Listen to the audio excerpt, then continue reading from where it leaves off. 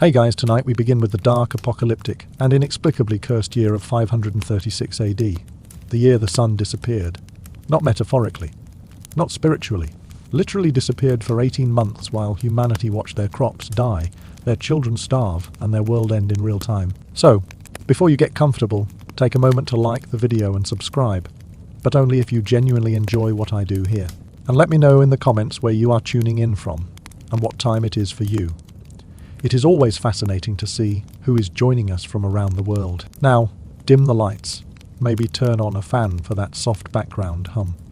And let's ease into tonight's journey together. You wake up, it is morning. You know it is morning because you went to sleep when it was dark and now you've woken up. Except it is still dark, completely dark. Midnight dark, you lie there confused. Did you sleep through the entire day and wake up at night? Did you somehow sleep for 24 hours straight? You're exhausted enough. Life in 536 AD is exhausting. Farming is exhausting. Surviving is exhausting. Maybe you did sleep that long, but your body doesn't feel like you slept a full day. It feels like morning. It feels like you slept a normal night. Your internal clock says morning, but your eyes say midnight. You get up, slowly, carefully. In the darkness you can't see anything. Not the walls. Not your family sleeping nearby. Not your hands in front of your face. Nothing. Just darkness, complete darkness. The kind of darkness that makes you wonder if you've gone blind. You reach out, touch the wall, feel your way to the door, push it open, step outside, expecting daylight, expecting morning sun, expecting the normal, bright, painful light of dawn that hurts your eyes every single morning. But there is nothing. Just darkness. The same darkness. The same complete absence of light. You look up, at where the sky should be, where the sun should be rising, where dawn should be breaking. There is nothing. Just darkness. Thick darkness. Darkness you can almost feel pressing down on you like a physical weight. You are not blind, you can see. Sort of. There is some light. Very little. Barely any. Like the dimmest twilight. Like the last moments before complete night. Except this is supposed to be morning. This is supposed to be sunrise. This is supposed to be the brightest part of the day beginning. But it is not. It is dark. Darker than any night you've ever experienced. Because even at night there are stars. There is moonlight. There is some light. But now there is almost nothing. Just this thick, heavy, oppressive darkness that sits on everything like a blanket. Like the sky has been covered. Like something has been placed between you and the sun, blocking it, hiding it, stealing it. You are not alone in noticing. Your neighbours are emerging. From their homes, from their huts, from their hovels.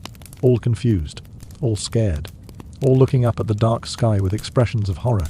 With faces that say they understand something terrible has happened, but don't understand what. Someone asks what is happening. No one answers. No one knows. How could anyone know? This has never happened before. This isn't normal. This isn't explainable. This is wrong. Fundamentally wrong. Cosmically wrong. The sun always rises. Always, every single morning. Without fail. For your parents' entire lives. For your grandparents' entire lives.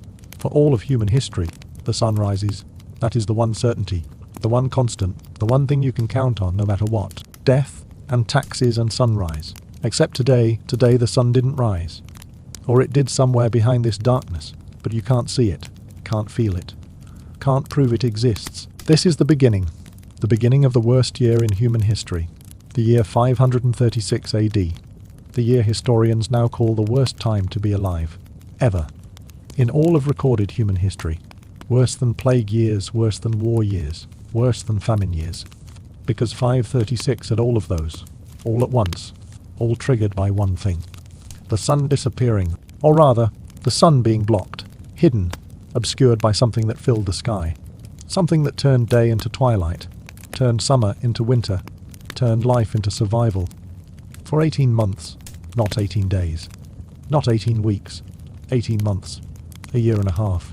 Of darkness, of cold, of crops failing, of people starving, of civilization teetering on the edge of collapse. But let's go back to that first morning, that first realization, that first moment of understanding that something has gone terribly wrong. You are standing outside your home, in the darkness, with your neighbours, with your family, all looking up, all trying to understand. The darkness isn't complete. You can see, barely, like late twilight. Like the light just after sunset or just before sunrise. Except this should be mid-morning. This should be bright.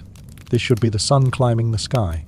But instead, There is just this dim, grey, oppressive light that makes everything look wrong, look dead, look like a faded memory of what it should be. Someone suggests waiting. Maybe it is just fog. Maybe it is just clouds. Maybe it will clear. So you wait. You stand there, in the cold, because it is cold. Much colder than it should be. This is late January, in the Mediterranean. It should be cool, but not freezing. But you are freezing. Your breath makes clouds in the air, visible even in this darkness. Your fingers are numb. Your face hurts from the cold. This isn't normal January cold. This is deep winter cold. This is the kind of cold that comes in the darkest part of winter. But it shouldn't be this dark. Shouldn't be this cold. Not now. Not in late January when the days should be getting longer, when spring should be approaching, when hope should be returning after the dark month. Hours pass. The darkness doesn't lift. The sun doesn't appear. The light stays the same. Dim grey. Wrong. You go back inside. What else can you do? You can't work in this darkness. Can't see well enough to do anything productive. Can't even see well enough to feel safe. So you go inside. Light a candle, a precious candle that you were saving, that you use only when necessary. But this is necessary. This is an emergency. This is the sun disappearing. If that is not an emergency, nothing is. The candle creates a small circle of warm light in your home, but it also emphasizes the darkness, emphasizes how wrong everything is, because you shouldn't need a candle at midday, shouldn't need artificial light when the sun should be high in the sky, shouldn't be sitting in your home at noon with a candle burning like it is midnight. Your children are scared. They don't understand. How could they? You don't understand. But they're asking questions. Why is it dark? Where is the sun? When will it come back? You don't have answers. You tell them it will be fine. The sun will come back. This is just temporary. Just strange weather. Just clouds. But you don't believe it. You can hear the lie in your own voice. And they can hear it too. They're not stupid. They know something is terribly wrong. They can see it in your face, in your eyes, in the way your hands shake slightly as you light the candle. They know. And that makes it worse. Makes their fear worse. Makes your fear worse. Because you are supposed to protect them. Supposed to keep them safe. Supposed to have answers. But you don't. You have nothing. Just fear and darkness and cold. The day passes slowly, so slowly. Time feels different in the darkness. Feels stretched. Feels wrong. You eat a small meal. Bread and cheese, saved from yesterday. You were supposed to bake today. But how can you bake in this darkness? How can you work? How can you do anything normal when nothing is normal? So you eat yesterday's bread, and you ration it, because some instinct tells you to save food, to conserve, to prepare, for what you don't know. But something tells you this isn't ending soon. This isn't going away. This is the beginning of something terrible. Night comes. Actual night. You can tell because the dim grey light fades to complete blackness, because the oppressive twilight becomes oppressive night, because what little light there was disappears entirely. And then you are in real darkness, total darkness, the kind of darkness that makes you understand why ancient peoples feared the night, why darkness was synonymous with death, why light was life. Because this darkness feels like death, feels like the end, feels like the world ending in real time. You lie down, in the darkness with your family huddled close, for warmth, for comfort, for the basic human need to not be alone when everything is falling apart. And you try to sleep, try to rest, try to believe that tomorrow the sun will return, that this was just one strange day, one aberration, one cosmic hiccup. But deep down you know it is not over. No, it is just beginning. Know that tomorrow will be the same, dark, cold, wrong. And you are right. Tomorrow is the same, and the day after, and the day after that. The sun doesn't return. The darkness doesn't lift. The cold doesn't ease. Day after day. Week after week. The same dim grey twilight that passes for day. The same complete blackness that is night. The same cold that seeps into your bones. Into your home. Into your soul. This is your life now. This is everyone's life across the entire world. Because this isn't local. This isn't just your village. This isn't just your region. This is global. This is everywhere. The entire planet plunged into darkness, into cold, into a nightmare that no one can explain, that no one can escape. Let's talk about what actually happened. What caused this? What turned 536 AD into the worst year in human history? Because it wasn't magic. It wasn't divine punishment. It wasn't the end of the world. Though people at the time believed all those things, believed the gods were angry, believed the apocalypse had come, believed the world was ending. But it wasn't. It was something else, something natural, something that had happened before and would happen again. But never quite like this, never with quite this severity, never with quite this global impact. A volcanic eruption, or rather, multiple volcanic eruptions, massive eruptions. Catastrophic eruptions that threw so much ash and sulfur into the atmosphere that it literally blocked the sun, created a volcanic winter, plunged the world into darkness and cold for 18 months. The primary culprit was probably a volcano in Iceland, though scientists still debate the exact location. Could have been Iceland, could have been North America, could have been multiple eruptions happening close together. But wherever it was, the eruption was massive, truly massive. It threw millions of tons of ash into the stratosphere, ash that spread across the entire northern hemisphere. That created a veil between Earth and Sun. That blocked sunlight, blocked heat, blocked the normal cycle of day and night, summer and winter, life and death. The ash didn't fall quickly, didn't settle in days or weeks. It stayed up there, in the stratosphere, suspended, circulating, blocking, for months, for over a year, creating this perpetual twilight, this endless dimness, this catastrophic darkness. But you don't know this, you can't know this, you are living in 536 AD. You don't understand atmospheric science, don't understand volcanoes, don't understand how ash in the stratosphere blocks sunlight. You just know it is dark, it is cold, the sun is gone, and you have no idea if it is ever coming back. That is the terrifying part. The not knowing. The complete absence of explanation. In the modern world, if this happened, we'd know why. We'd have scientists explaining it. We'd have news reports. We'd have information. We'd still be terrified, but at least we'd understand. At least we'd know it was temporary. At least we'd know the sun would come back eventually. But you don't know any of that. You just know it is dark. It has been dark for weeks, and there is no sign it is getting better. No sign the sun is returning. No sign this nightmare is ending. That is the real horror, the uncertainty. The not knowing if this is forever, if this is how life is now, if your children will grow up in darkness, if you'll ever see the sun again. That is worse than the darkness itself. That is worse than the cold, the not knowing, the helplessness. The complete inability to do anything but wait and pray and hope. The cold is getting worse, much worse. It is February now, should be the start of spring, should be warming up, should be planting season approaching. But it is colder than the deepest winter, colder than you've ever experienced. Your small stores of firewood are running low. You are burning them faster than you expected because you never expected winter to continue like this. Never expected to need fire in February.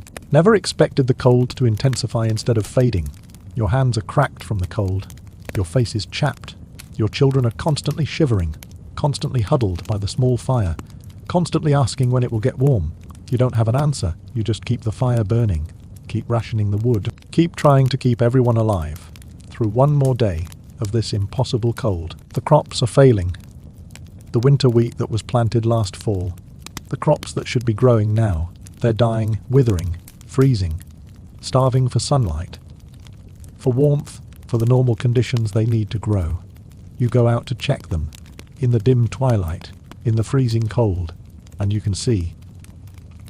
The plants are brown, shriveled, dead or dying. This is disaster, this is famine, this is death. Because if the crops fail, people starve. That is simple, that is direct. That is inevitable. No crops means no food. No food means death. For you, for your family, for your village, for everyone, everywhere. Because this isn't just your crops, this is everyone's crops, across the entire region, across the entire world. All failing, all dying, all withering, in the darkness and cold. You are not stupid. You understand what is coming. Famine, starvation, death, on a scale you can't even imagine. Because everyone depends on crops. Everyone eats grain. Everyone needs harvest. And there won't be harvest. There can't be harvest. Not without sun. Not without warmth. Not without the basic conditions that make plants grow. You look at your small stores of food, the grain from last harvest, the preserved vegetables, the dried meat. You calculate, you count, you ration, and you realize it is not enough. Not nearly enough. Not if this darkness continues. Not if there is no harvest this year. Not if food runs out and there is no more coming. You have maybe 3 months of food. If you ration carefully, if you eat less than you need, if you slowly starve instead of quickly starving, 3 months, and it has already been a month of darkness, already been a month of cold, already been a month of crops dying. What happens after 3 months? What happens when the food runs out? You don't want to think about it, but you can't stop thinking about it, because your children need to eat, your family needs to survive, and the food is running out. The darkness continues. March arrives. Should be spring, should be warm, should be planting season, should be hope returning after winter. But it is still dark, still cold, still twilight at noon, still midnight at night, still impossible, still unending. It has been over a month, over 40 days of darkness, over 40 days of cold, over 40 days of crops failing and food dwindling and desperation growing, and there is no end in sight, no sign it is improving, no reason to hope, just more darkness, more cold, more slow march toward catastrophe, toward famine, toward death. That is what you are facing. That is what everyone is facing. The slow realization that this isn't ended. This isn't temporary. This is the new reality. This is life now. Dark, cold, dying. And there is nothing you can do but endure it. Survive it. If you can. People are praying, constantly, desperately, to whatever gods they worship, to Christ, to the old gods, to any deity that might listen, might care, might end this nightmare. The priests say it is punishment, say God is angry, say humanity has sinned, say this is divine judgment. They call for repentance, for fasting, for prayer, as if you needed another reason to eat less, as if starvation wasn't already happening. But people pray anyway. What else can they do? They can't fix the sun, can't end the darkness, can't stop the cold. So they pray, they beg, they plead for mercy, for light, for the sun to return, for this nightmare to end. Some people are killing animals, sacrificing them, hoping blood will appease the gods, hoping death will bring life, hoping anything will work, because nothing is working. The sun stays gone, the darkness stays heavy, the cold stays brutal, and the gods stay silent. If they're listening, they're not answering. If they care, they're not showing it. If they exist, they're not helping. So people keep praying, keep hoping. Because what else is there? Give up. Accept death. Some are, some have. But most keep fighting. Keep hoping. Keep believing that somehow this will end. Somehow things will get better. Somehow they'll survive. Your neighbor died. The old woman who lived 3 houses down. You found her yesterday, in her home, in the darkness, cold still, dead. She starved slowly, quietly, alone. She didn't have family, didn't have anyone checking on her, didn't have enough food, and when she ran out, she just sat in the darkness and the cold and waited to die. And then she did. That is what starvation looks like. Not dramatic, not sudden, just slow fading, slow weakening, slow shutting down until there is nothing left. You and other neighbors buried her in the frozen ground. In the darkness, it took hours. The ground is like stone. The cold has frozen it solid. You had to build a fire, heat the earth, dig a little, heat more, dig more, slowly, painfully, until you had a hole deep enough. Then you put her in it, wrapped in her blanket, the only dignity you could offer, and you covered her up, piled the frozen earth back on top, and tried not to think about how many more graves you'll be digging, how many more people will starve, how many more will die in this darkness before it ends. If it ends, the children are hungry, always hungry. They cry about it, complain about it, beg for more food. But there isn't more food, there is only less. Only rations getting smaller, only meals getting scarcer. You give them your portion, you and your spouse. You give the children your food. Pretend you've already eaten. Pretend you are not hungry. Pretend you don't need it, because they're children. They're growing. They need food more than you. That is what you tell yourself. As you go to bed with your stomach cramping, with your head dizzy, with your body weak from malnutrition.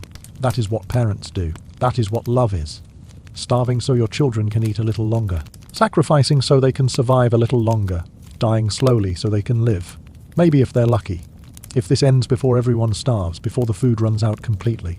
Before there is nothing left to ration. That is what you are hoping, praying, begging for. Just let it end before the children starve. Let them survive this. Even if you don't. Just let them live. It is April. 3 months of darkness, 3 months of cold, 3 months of civilization slowly collapsing. The markets are empty. There is nothing to buy. No one has surplus food to sell. Everyone is hoarding what little they have, trying to survive, trying to make it through one more week, one more month, one more season of impossible darkness. Money is worthless. Gold is worthless. What good is wealth when there is no food to buy? What good is treasure when you are starving? People are trading valuables for scraps, family heirlooms for a loaf of bread, jewelry for a handful of grain, anything for food, anything to survive. But even that is running out. Even trade is failing. Because eventually no one has food to trade. No one has surplus. No one has anything but hunger and desperation and fear. Violence is starting. Theft, robbery, murder. For food, for resources, for survival. Desperate people do desperate things. Starving people do terrible things. When it is your family or someone else's family, you choose yours. When it is your children or their children, you choose yours. That is human nature.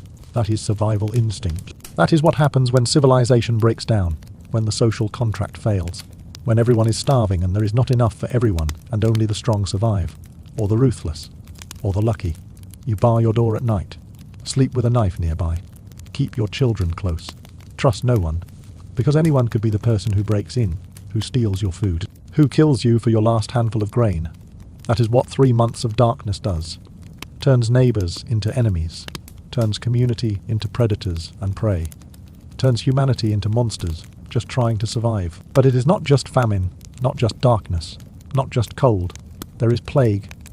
Of course there is plague, because when people are starving, their immune systems fail. When people are weak, disease spreads. When civilization collapses, hygiene fails, and plague walks in, spreads, kills. This is the beginning of the plague of Justinian, one of the worst pandemics in human history, not as famous as the Black Death, but just as deadly, just as catastrophic, just as apocalyptic. It starts in 541 AD, 5 years after the darkness. But the darkness weakened everyone, made everyone vulnerable, made everyone easy prey for disease.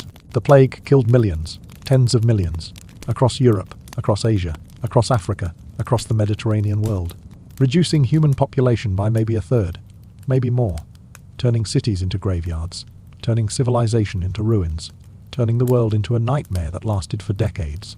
But it started here, in the weakness, in the starvation, in the aftermath of 536, the year the sun disappeared, the year that broke humanity, the year that made everything that came after possible, inevitable, catastrophic. You are still alive somehow.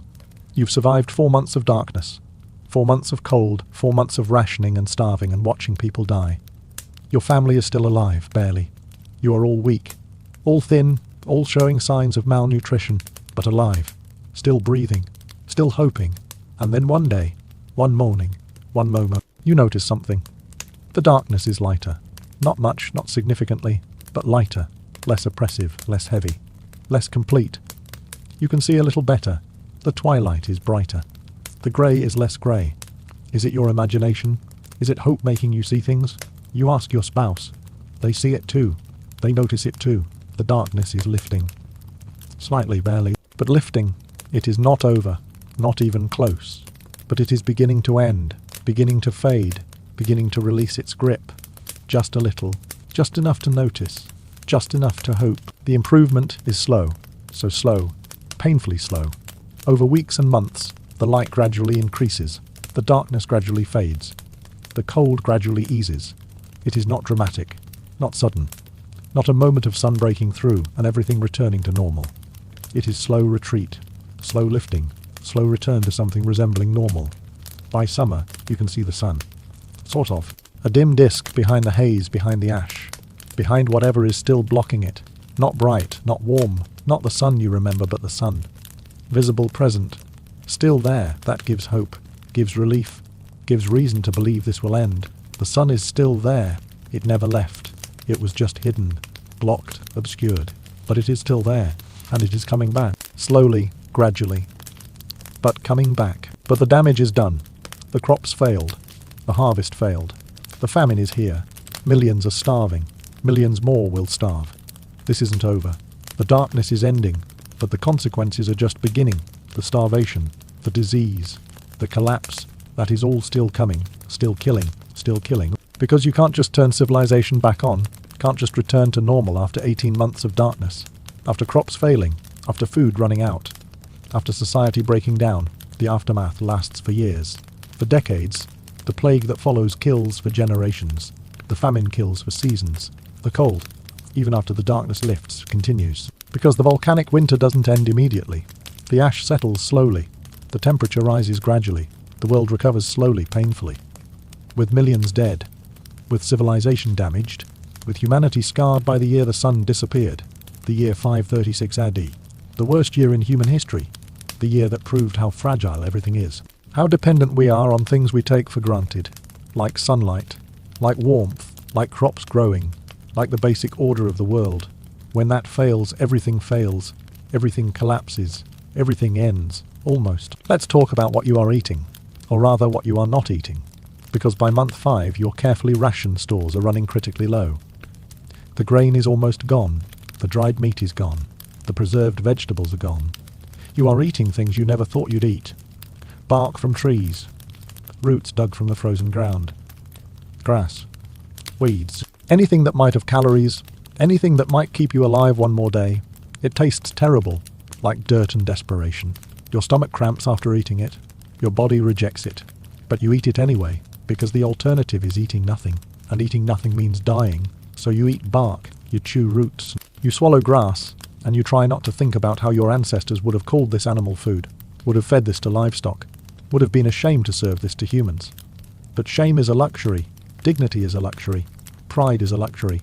You have none of those, you just have hunger. Constant, gnawing, all-consuming hunger that never stops, never eases, never gives you a moment of peace. Your children's bellies are swollen, not from being full, from being empty.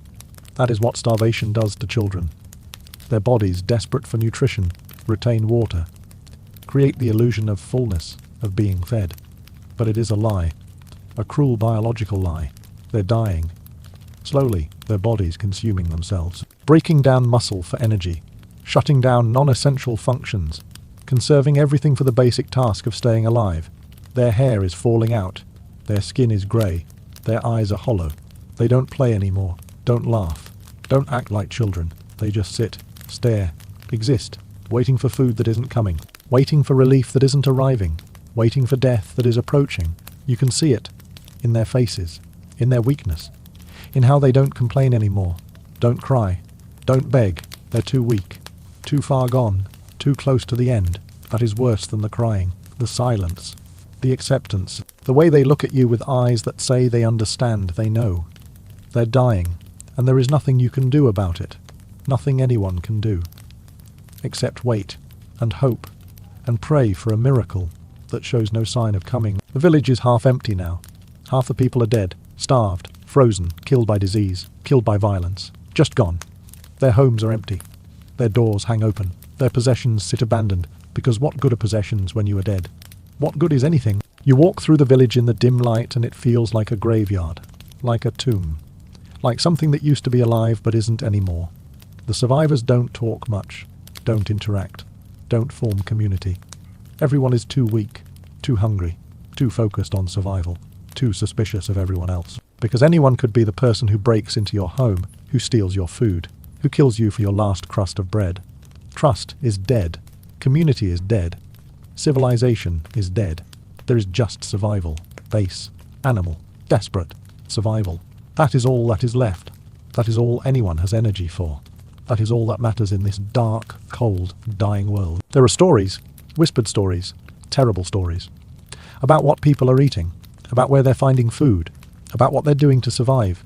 Stories about people eating the dead, about cannibalism, about parents eating children, children eating parents, about the ultimate taboo being broken, because starvation makes monsters of everyone, makes anything acceptable, makes the unthinkable become necessary. You don't want to believe these stories, don't want to think about them, don't want to imagine them being true, but they probably are, some of them, maybe many of them, because humans will do anything to survive, will cross any line, will break any rule, will become anything.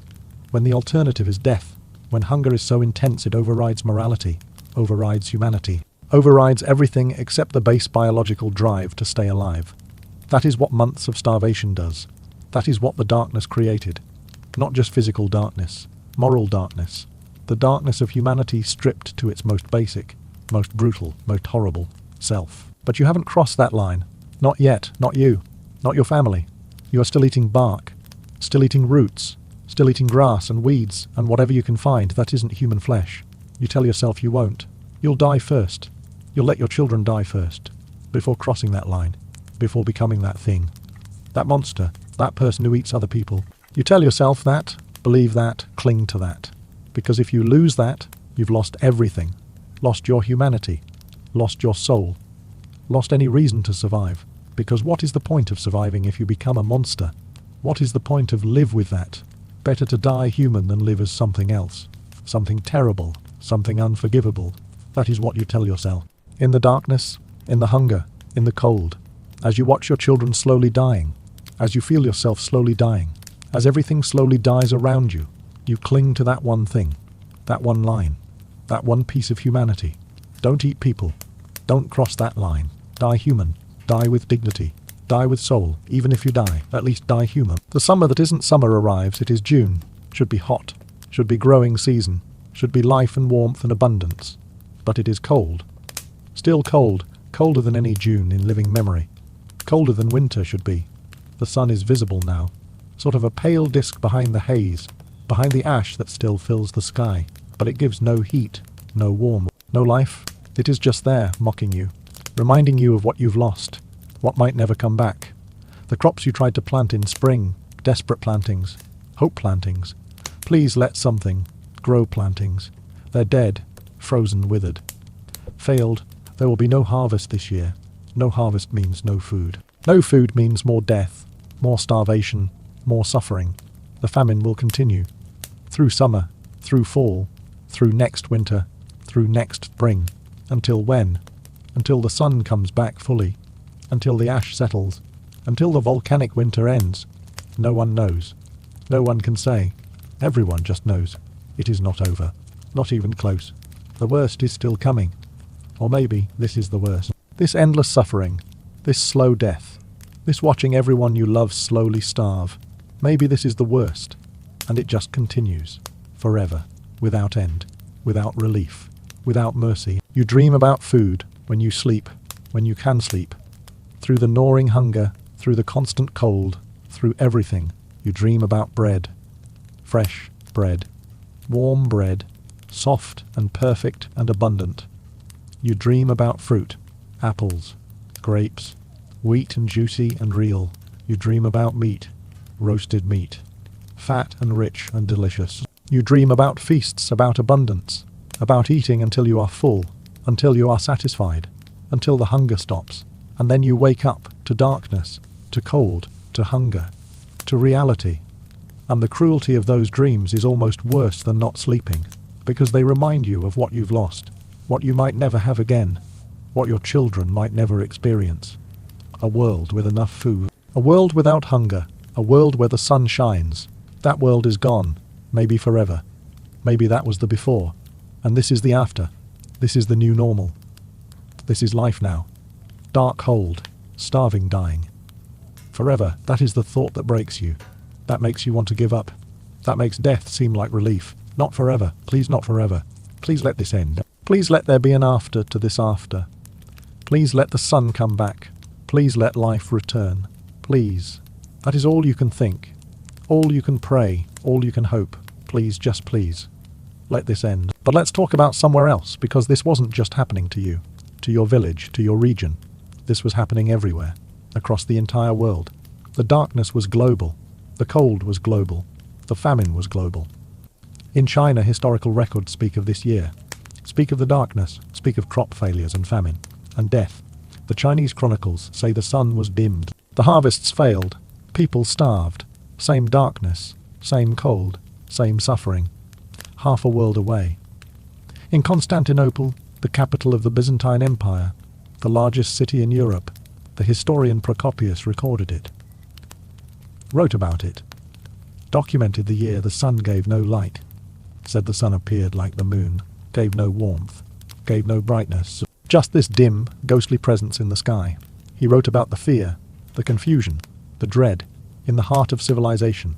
In the greatest city in the world, they were just as terrified, just as confused, just as helpless, as you in your small village, as anyone anywhere, because no one understood, no one could explain, no one could fix it. The emperor couldn't fix it, the priests couldn't fix it, the scholars couldn't fix it, no one.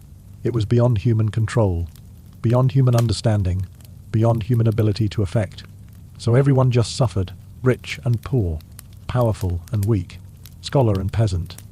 Everyone, equally, under the same dark sky, in the same cold air, facing the same slow death that is almost democratic, in its horror, in its universality, in its complete disregard for human hierarchies. The darkness didn't care if you were emperor or slave. The cold didn't care if you were rich or poor. The famine killed everyone. Eventually, if you didn't have food, if you couldn't find food, if there was no food, you died. Regardless of who you were. That is the equalizing power of natural disaster, of volcanic winter, of the year the sun disappeared. Everyone suffered. Everyone struggled. Everyone faced death. Together. Alone. In Ireland, they have legends about this time, about the year of darkness, about the failure, about the famine.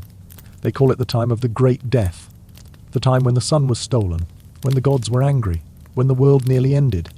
Legends passed down through generations, distorted by time, mythologized by distance, but based on real events, real suffering, real death. Because this happened, this wasn't myth when it was happening. This was reality, brutal, undeniable reality. For everyone who lived through it, or died in it, in Ireland, in China, in Constantinople, in your village. Everywhere, the darkness was everywhere. The suffering was everywhere. The death was everywhere. That is the truly terrifying part, the scale, the scope, the global nature of the catastrophe. This wasn't a local disaster, wasn't a regional famine, wasn't a single plague. This was planetary.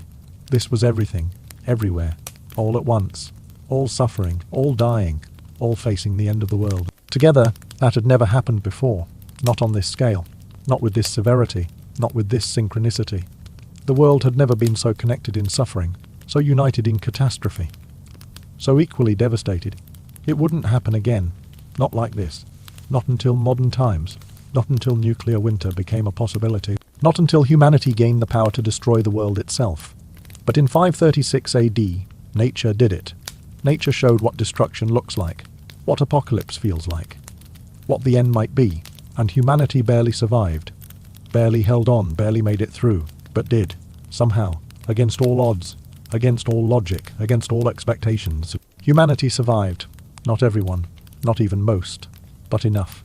Enough to continue, enough to rebuild, enough to remember, and warn, and fear. The year the sun disappeared.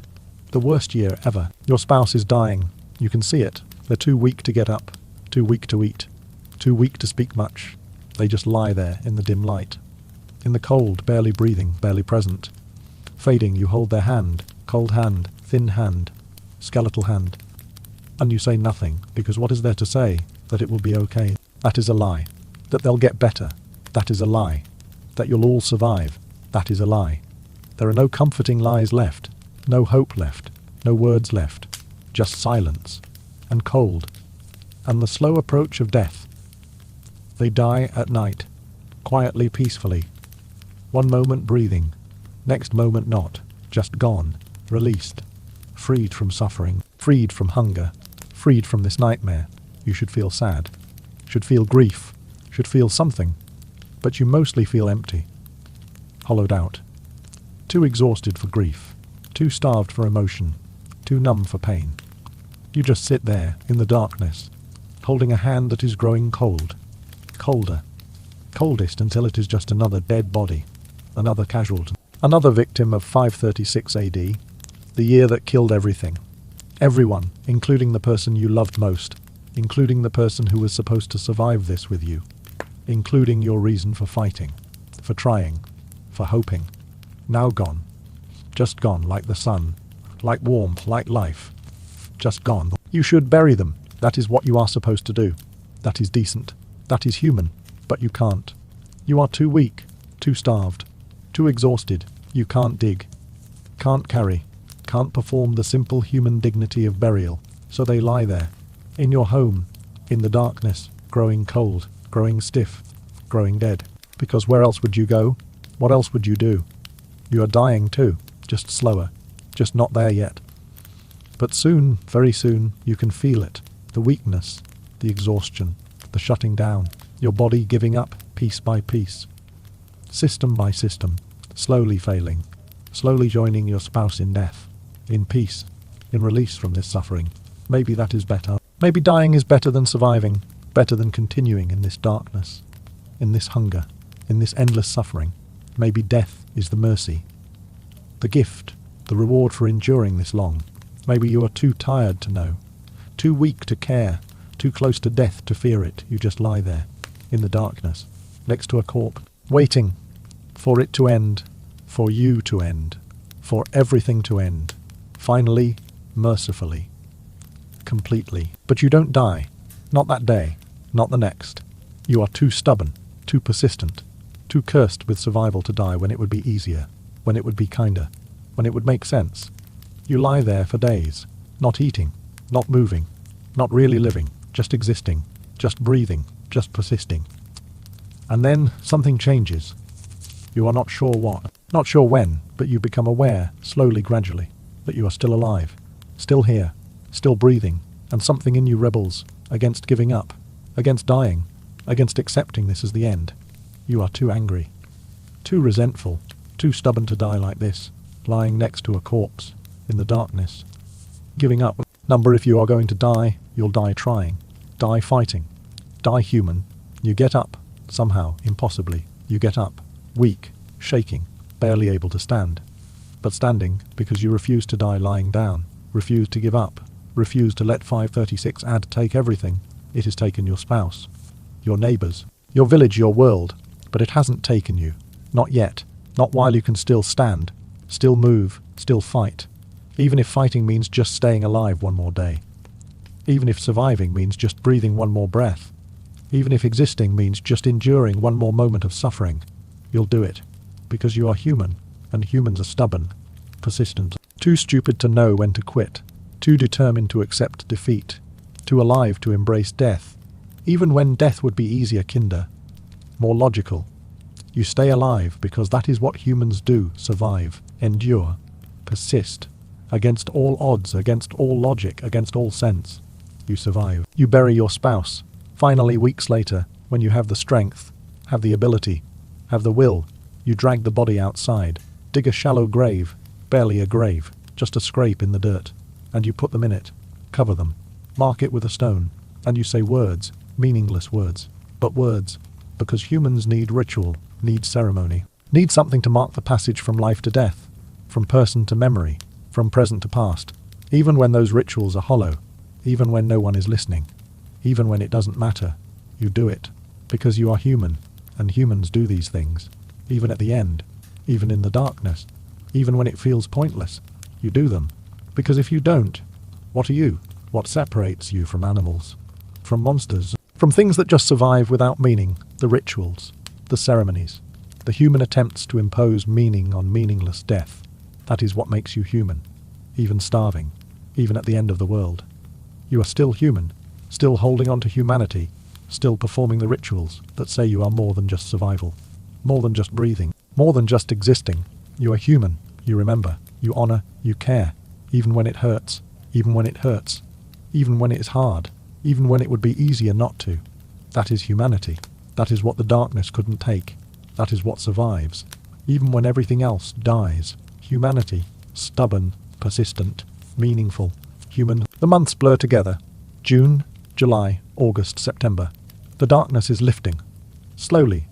So slowly you sometimes think you are imagining it, but you are not. Each week, the sun becomes slightly more visible, slightly brighter. Still not the sun you remember, still not the golden warmth that used to burn your skin and ripen grain, but more than it was, more than that pale ghost disk hiding behind ash and sulphur. You can see it now, really see it. A weak yellow circle in a grey sky. It gives no warmth, barely any light, but it is there. And that matters. That gives hope. That says this nightmare has an ending. Eventually, someday maybe. The cold persists. Through summer, through what should be the hottest months. July feels like March. August feels like November. You are still wearing every piece of clothing you own. Still sleeping near the dying fire. Still shivering through nights that shouldn't be this cold. The growing season is destroyed. Completely destroyed. Not just reduced harvest, destroyed. There will be no harvest this year. None. The few crops that didn't die in spring died in the cold summer. The grain is brown, withered, useless. You go to the fields sometimes. Look at the dead plants, the failed promise, the end of hope, and you turn around, go back to your empty home, and try not to think about next winter, about what happens when there is no food, no harvest, no way to survive. You try not to think about it, but you can't stop, because it is coming. Winter is coming, and when it comes, people will die. More people, maybe everyone, maybe you. The village that is left gathers one evening. The survivors. Those who made it through the darkness, through the starvation, through the initial die. Off you count them. 23 people. Out of a village that used to have 80. 23. The rest are dead, buried in the field behind the church, in shallow graves, in mass graves, in unmarked plots because there wasn't time, wasn't energy, wasn't point. Just bury them, cover them, move on. That is all you could do. That is all anyone could do. So now there is 23 of you, standing in the dim evening light, looking at each other, seeing death in every face. Because you are all dying, just at different speeds. Some have weeks, some have months, but you are all dying. There is not enough food, not enough resources, not enough anything. Just slow starvation, slow death, slow end. The village elder speaks, old man, older than old. He is maybe 45 but looks 70, grey skin, hollow eyes, bent spine. He talks about rationing the seed grain, about saving it for next year's planting, about surviving through winter, about hope, about faith, about believing things will get better.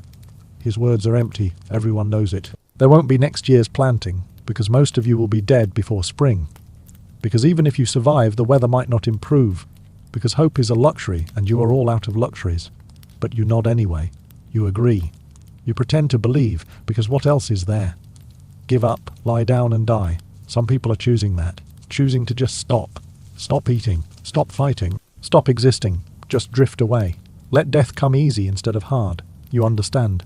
You are tempted. But you are not there yet. Not quite. Not while you can still stand. Still think. Still hate the darkness enough to spite it by living. The elder's daughter is pregnant. Was pregnant. Is pregnant. The tenses confuse you. She is maybe 6 months along. Maybe 7. Hard to tell. She is so thin. So wasted. Her belly is the only round part of her. The only thing that looks alive. Fed by her body consuming itself to keep the baby growing. She'll die. Everyone knows it. Childbirth kills healthy women. And she is not healthy. She is dying slowly. Like everyone else. The baby might survive. Might not. Probably not. But maybe. Maybe there is a chance. Maybe if the darkness lifts soon. If food comes. If someone trades. If something, anything changes. Maybe. That is the only word left. Maybe. The village's vocabulary has shrunk to maybe. And probably not, and please, and no more.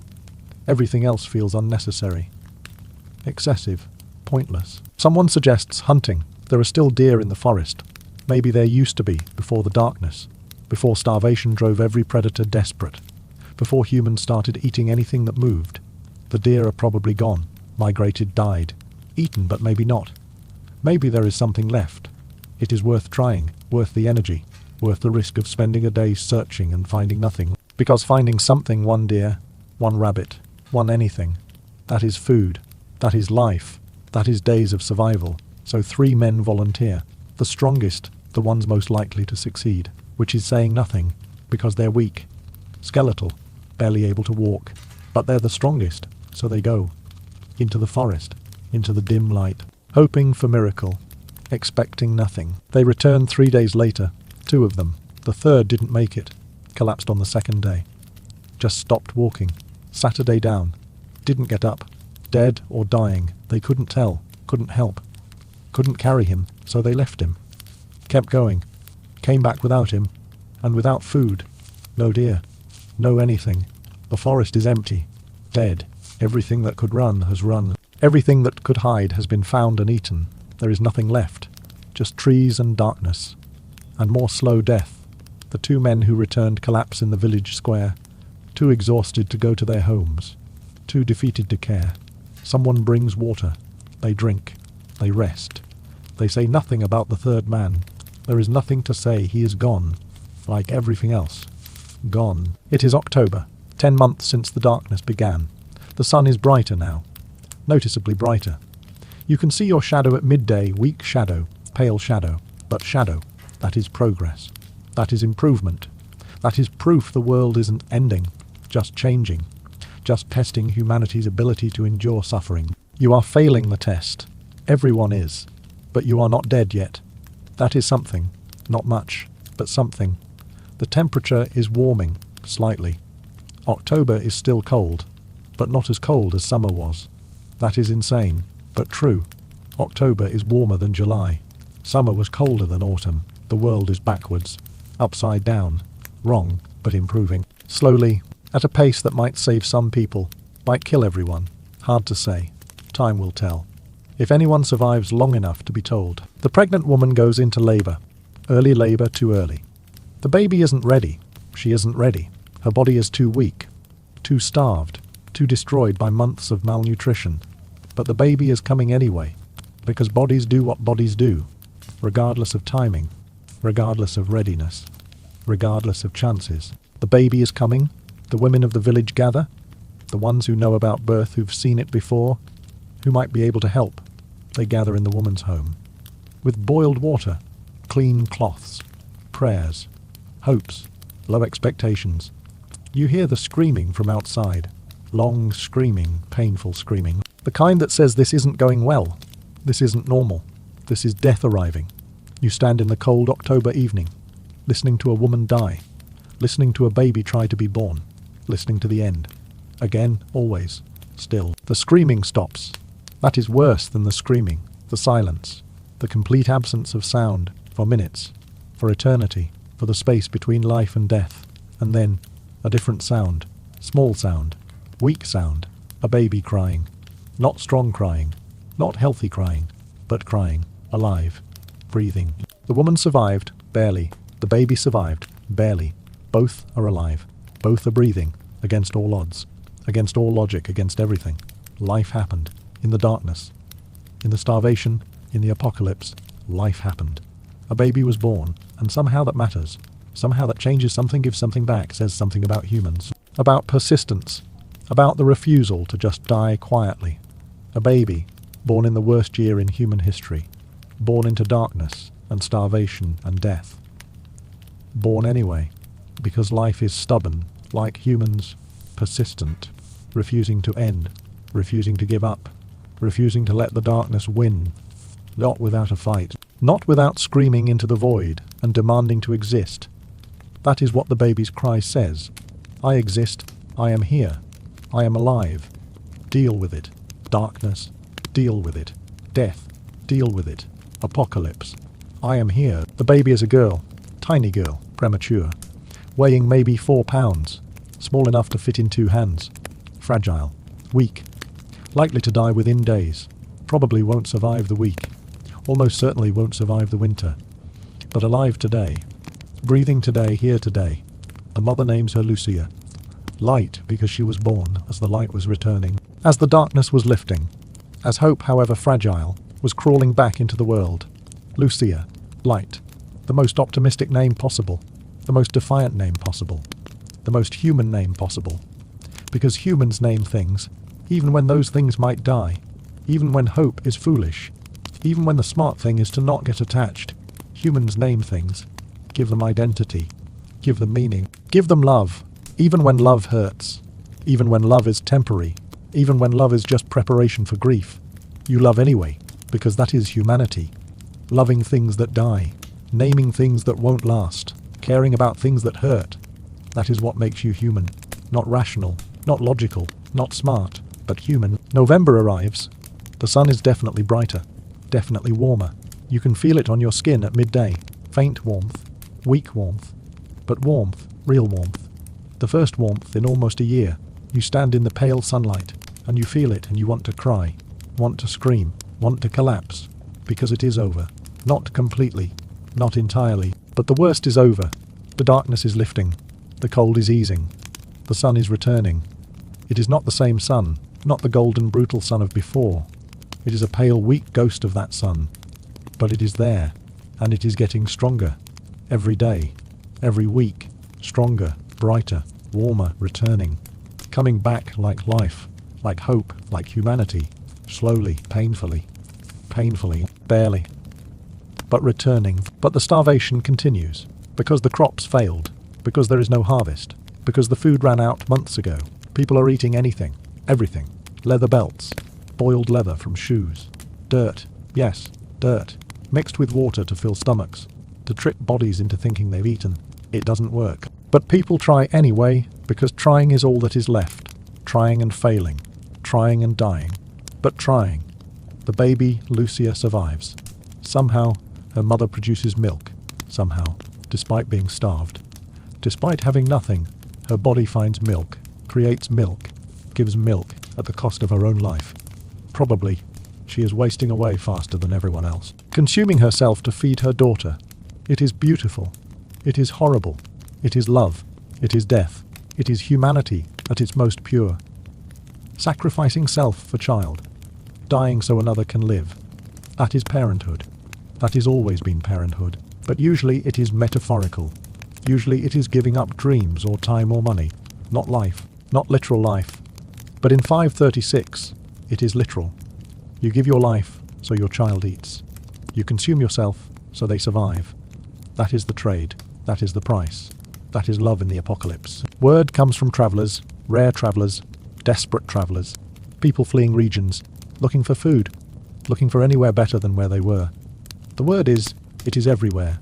The darkness, the cold, the famine, not just here, not just your region, everywhere. North, south, east, west, everywhere they've been, everywhere they've heard about, everywhere. The darkness covered everything, the whole world, the entire planet, plunged into cold and dark and starvation, all at once. Some places worse, some places slightly less worse, but everywhere bad, everywhere dying, everywhere suffering. That is almost comforting. In a terrible way. You are not alone, not singled out, not punished specifically. Everyone is punished, everyone is dying. That doesn't help, doesn't make it better. But it makes it less personal, less like divine punishment aimed at you. More like cosmic indifference aimed at everyone. The universe doesn't hate you specifically. It just doesn't care about anyone. That is almost better. Almost. December comes, the darkest month usually. But not this year. This year December is brighter than June was. The sun is visible. Clear, distinct, a pale yellow disk in a clearer sky. The ash is settling. Finally, after almost a year, settling out of the atmosphere, falling to earth, covering everything in fine grey dust, but letting light through, letting warmth through, letting life through. The temperature rises, not warm but warmer, above freezing during the day. Below freezing at night, but above freezing during the day. That is progress. That is massive progress. Water flows, ice melts, things thaw, the world wakes up, slightly, barely, but wakes up. The first green appears in late December, winter, the dead season. But green appears, small green, grass green, weed green, not crops, not food, just weeds, but green, living green, growing green. You see it and you stop walking, stop moving, stop breathing, because it is green, after months of brown and grey and black, after months of death and ash and despair. Green, living colour, growing life, proof that the earth isn't dead, just sleeping, just waiting, just biding time until the sun returned. And the sun has returned weak, pale, but returned. And life is responding slowly, tentatively, but responding green. One small patch of green grass, in December, in winter, in the apocalypse. Green, growing, living. That is everything. That is all the hope you need. That is proof that spring might come, that crops might grow, that food might return, that life might continue. One small patch of green grass, that is the difference between giving up and holding on, between dying and surviving, between the end and the continuation. Green. You make it to January, the new year, 537 AD. You survived 536. You survived the worst year in human history. You are alive. Barely. You've lost weight you didn't have to lose. Your skin hangs loose. Your bones show. Your face is skull. Like your eyes are hollow. Everyone does. The village is half empty. The survivors are ghosts. But you are alive. You made it. You survived. That counts for something. For everything. For the only thing that matters. Survival. You survived. Not thrived. Not lived well. Not enjoyed. But survived. That is the victory. The only victory possible. Survival. Living one more day. Breathing one more breath. Existing one more moment. That is winning. That is defying the darkness. That is spitting in the face of apocalypse and saying not today. Not me. Not yet. I am still here. Still breathing. Still human. Still refusing to die. That is the victory. Small. Pathetic. But real. You survived. You made it. You are here. The baby Lucia is still alive. 3 months old. Still tiny. Still weak. But alive. Growing slowly, she is the village's treasure. Its hope. Its future. Maybe. If she survives. If anyone survives. If the food comes. If the next harvest works. If spring arrives. If summer returns. If. But she is alive today. And that is enough. Has to be enough. Because tomorrow isn't promised. Tomorrow might not come. For you. For her. For anyone. But today she is alive. Today you are alive. Today the sun is shining weakly. Palely but shining. Today there is hope. Fragile hope. Desperate hope. But hope. That is more than you had 6 months ago. More than you had in the deepest darkness. When death seemed certain. When the end seemed inevitable. When hope was gone completely. You have it back now. Barely, just barely a thread of hope. A whisper of maybe a possibility of survival. That is everything. That is all you need. That is enough to keep going. One more day, one more week, one more month. Keep going, keep surviving, keep refusing to die. Because the darkness is lifting. The sun is returning. Life is coming back. Slowly. Maybe too slowly to save you. Maybe too slowly to save anyone. But coming back, returning, healing. The world is healing. You might heal too. Might survive, might see the true sun again. The golden sun. The warm sun. The sun that ripens grain and burns skin and makes life possible. You might see it again. Might feel it again. Might survive long enough to remember what warmth feels like. What plenty feels like. What life without starvation feels like. You might maybe, possibly. If you survive. If you hold on. If you refuse to give up. Just a little longer. Just a little more. Just until spring. Just until hope becomes real instead of desperate. Just until maybe becomes yes. Just hold on. Just survive. Just live. One more day. Please. Just one more day. But let's talk about what you don't see. What you can't know. Standing in your village in the 5th of January 37. Weak, starving, hoping. You don't know that the worst is still coming. Not the darkness. That is lifting. Not the cold. That is easing. Not the starvation. That is continuing. But different. Worse. Plague. The plague is coming. The plague of Justinian. Named after the Byzantine emperor. Named after the time. Named after the catastrophe that will define the next 2 centuries. It starts in 541 AD, 5 years after the darkness. But the darkness prepared the way. Weakened everyone. Made everyone vulnerable. Made everyone easy prey for disease. Because starvation destroys immune systems. Malnutrition kills resistance. Weakness invites infection. The darkness weakened humanity. The plague will harvest what the darkness wounded. Millions will die. Tens of millions. Maybe half the population of the Mediterranean world. Maybe more. Cities will empty. Empires will falter. Civilization will crack. All because of the darkness. All because of 536. All because a volcano erupted and blocked the sun and starved the world and weakened humanity enough for plague to nearly finish what starvation started. But you don't know this. Standing in the 5th of January 37, you think the worst is over. You think you survived. You think you made it. You don't know what is coming. What is already starting. What is spreading through trade routes, through cities, through villages. Slowly, inevitably, heading toward you, toward everyone. Death isn't finished with 536 generation. Death is just getting started. The darkness was the opening act. The famine was the second act. The plague will be the finale. The grand finale. The end. For so many, for most. Maybe not you. Maybe you'll survive.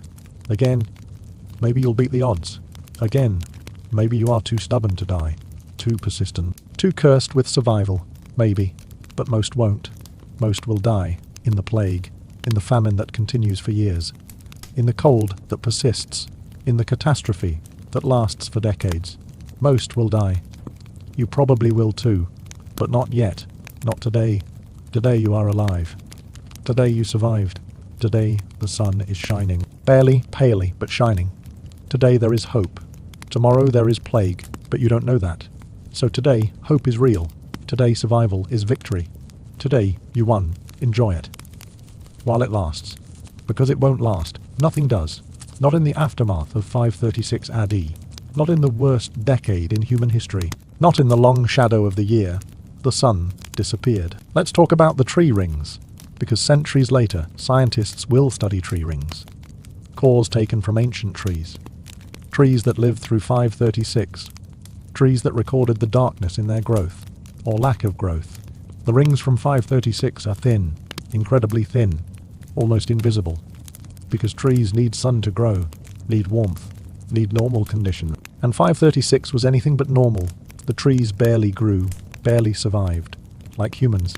Their rings tell the story, document the catastrophe, prove it happened. Because for a long time, historians doubted, thought the accounts were exaggerated, thought the chroniclers were being dramatic, thought it couldn't have been that bad. But the trees don't lie, trees don't exaggerate. Trees just grow, or don't grow. And in 536 they didn't grow. The rings prove it. The darkness was real, the cold was real, the catastrophe was real. Everything the survivors said, everything the chronicles recorded, everything that seems too terrible to be true, was real, was exactly as bad as described, maybe worse. Because the survivors were the ones who could still write, still talk, still record. The ones who died couldn't tell their stories, couldn't describe their suffering, couldn't document their end. So the historical record is biased toward the survivors, toward the lucky, toward the ones who made it. The majority who didn't make it, their stories are silence. Their suffering is unrecorded. Their deaths are statistics, numbers, estimates, thin tree rings. That is all that is left of most people who lived through 536. Silence, absence, thin tree rings. The ice cores tell a similar story.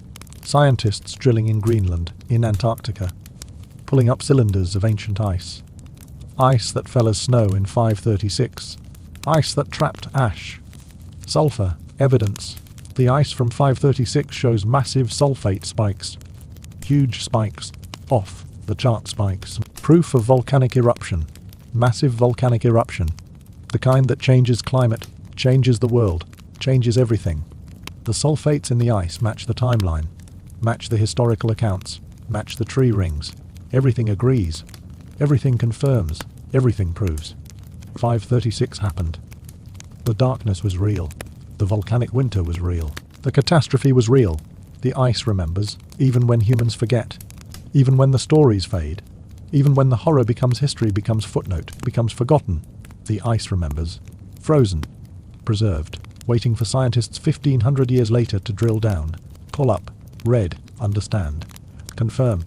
The year the sun disappeared. The ice proves it. The trees prove it. The bones prove it. The abandoned villages prove it. The mass graves prove it. Everything proves it. 536 was real. 536 was terrible. 536 was the worst. But which volcano? That is the question. Scientists debate. Because the world has a lot of volcanoes, and pinpointing which one erupted 1500 years ago is difficult. The evidence points to Iceland. Probably the sulfate signature in Greenland. Ice suggests Iceland. The ash distribution suggests Iceland. The northern hemisphere cooling suggests Iceland. But it could have been North America. Could have been multiple volcanoes. Could have been a coincidence of eruptions. Bad luck. Terrible timing. Multiple volcanoes erupting within months. Compounding the darkness. Making it worse. Making it last longer. Making it nearly unsurvivable. That might explain the severity, the duration, the global impact. Not one volcano, but several, all at once. All pumping ash and sulfur into the stratosphere. All blocking the sun. All murdering the world. Bad luck. Cosmic bad luck. Geological bad luck. The worst possible timing, but volcanic. Definitely volcanic, that is confirmed. The cause is known. The mechanism is understood. Ash, sulfur, stratosphere, sunlight blocked, temperature drops, crops fail, people starve, civilization collapses, plague follows, death wins, for a while, until the ash settles, until the sun returns, until life crawls back, slowly, painfully. But back, always back, life is persistent, like humans, stubborn, refusing to end. Even when ending seems inevitable, life continues. Somehow. There are other volcanic winters in history. Other years when volcanoes blocked the sun. 1815, Tambora, Indonesia. The year without a summer. 1816, snow in June, crops failing. Famine, Mary Shelley writing Frankenstein in the cold dark summer. Lord Byron writing poetry about darkness covering the earth. Artists painting sunsets in impossible colours because the ash made sunsets different. Red, orange, purple, beautiful. If you weren't starving, if you weren't watching crops die, if you weren't facing another winter without harvest, then the sunsets were beautiful. But most people weren't admiring sunsets. Most people were desperate. Starving, dying. Just like 536, but Tambora only lasted 1 year. One summer, bad, terrible. But short. 536 lasted 18 months. 18 months of darkness. 18 months of cold. 18 months of crops failing. 18 months of starvation. That is the difference. Duration, 1 year you might survive. You ration, you suffer, you barely make it. But you make it. 18 months, that is harder. That is nearly impossible. That is why 536 was worse. Worse than Tambora. Worse than any other volcanic winter. Worse than anything. The duration, the relentlessness. The refusal to end. The ongoing nightmare that just continued. Month after month. Season after season. Harvest after harvest failure. Hope after hope dying. Person after person dying. Until the ones left barely count as living. Just surviving. Just existing. Just breathing. Barely. That is 536. That is the worst. That is why historians call it the worst year. Not the worst year. The worst year. 12 months. January to the 5th of December 36 AD. The worst ever. Imagine if it happened today. Right now. Modern world. Modern technology. Modern everything. A volcano erupts. Ash fills the stratosphere. The sun dims. Temperature drops. What happens? We'd understand it. That is different. We'd know what was happening. Know why. Know how long it might last. Know it is not divine punishment. Not apocalypse. Not the end. Just a volcano. Just ash. Just temporary. That is huge. That is everything. The people in 536 didn't know. Didn't understand. Thought it might be forever. Thought the world was ending. Thought the gods were punishing them. That psychological horror. That not knowing. That thinking it might never end. That is worse than the darkness itself. Worse than the cold. Worse than the hunger. Not knowing if it will ever end. That is the real nightmare. We wouldn't have that, we'd know. We'd understand. We'd have hope based on science. Not just faith, not just prayer, not just desperate belief, but knowledge. That would help. A lot, but we'd still struggle, because crops would still fail. Food would still run out. Society would still fracture. Knowing why doesn't stop the hunger. Understanding the science doesn't make food appear. We'd have advantages. We have stored food, global trade, modern agriculture, technology. But we'd also have vulnerabilities. Our food system is complex, interconnected, fragile. Break one link and the chain fails. We depend on electricity, on fuel, on transportation, on systems that require maintenance, require power, require functioning civilization. 18 months without sun, temperature dropping, fuel running out, electricity failing, transportation stopping. The global food system would collapse, just like in 536, maybe slower, maybe with more warning, but collapse. Because you can't farm without sun, can't grow crops in darkness, can't feed 8 billion people without crops. The math doesn't work, the reserves wouldn't last. 18 months is too long, way too long. We'd survive better than 536. We'd understand better, organize better, maybe lose fewer people, maybe. But we'd lose people. A lot of people. Millions. Maybe billions, because modern civilization is built on abundance. On surplus. On food being available. Always. Everywhere. Cheap. Easy. Remove that and everything crumbles. Fast. We're not better at surviving than medieval peasants. We're just better fed. Better housed. Better comfortable. Remove the comfort and we're just as helpless. Maybe more. Because we've forgotten how to survive without systems, without stores, without infrastructure. Medieval peasants knew how to starve, how to make nothing last as long as possible, how to survive on the edge of death. We don't. We've forgotten. We'd have to relearn. Fast while dying, while watching society collapse. While fighting for scraps, it wouldn't be pretty. It wouldn't be noble. It would be desperate. Like 536, just with better understanding. That is not much comfort. When you are starving, when your children are dying, when civilization is falling apart, understanding why doesn't help, doesn't feed you, doesn't save you, doesn't change the outcome. You still die. Just with more knowledge. Great. That is a real improvement. Thanks, science. In Scandinavia, the darkness had a different flavour, because Scandinavia is already dark. In winter, for months. Darkness isn't unusual. It is normal. It is expected. It is part of life. But this darkness was different. This wasn't winter darkness. This was darkness in summer. Darkness when there should be midnight sun, when the sun should never set, when light should be constant. Imagine living in northern Norway in June, in midsummer, when the sun should circle the sky, never setting, just circling, giving light 24 hours a day. That is normal. That is June in the Arctic. But in 536 June, darkness, not midnight sun, just midnight. All the time, every hour, every day. That is wrong. That is cosmically wrong. That breaks the fundamental rules of the world. The sun always circles in summer. Always. That is the one certainty.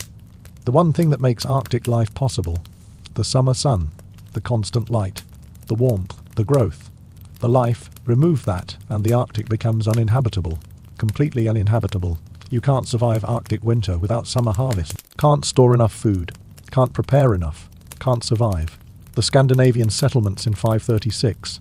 Many were abandoned. People left, fled south, desperate, because you can't survive winter without summer. Can't survive another dark season without the bright season to prepare. Can't survive nothing. Some stayed, some tried, some hoped. They died, froze, starved, disappeared. The archaeological record shows it. Settlements suddenly abandoned, mid-year, leaving everything, tools, possessions, lives, just leaving, fleeing, trying to survive. Most didn't. Most died. On the road. In the forests. In foreign lands that didn't want refugees, didn't want more mouths to feed. Didn't want desperate Northmen bringing nothing but hunger. The lucky ones found places. Found work. Found new lives. The unlucky ones died. Alone. Forgotten. Buried in unmarked graves. Or not buried. Just left for the forest. For the wolves. For the earth to reclaim. That is the fate of most refugees from the darkness. Death.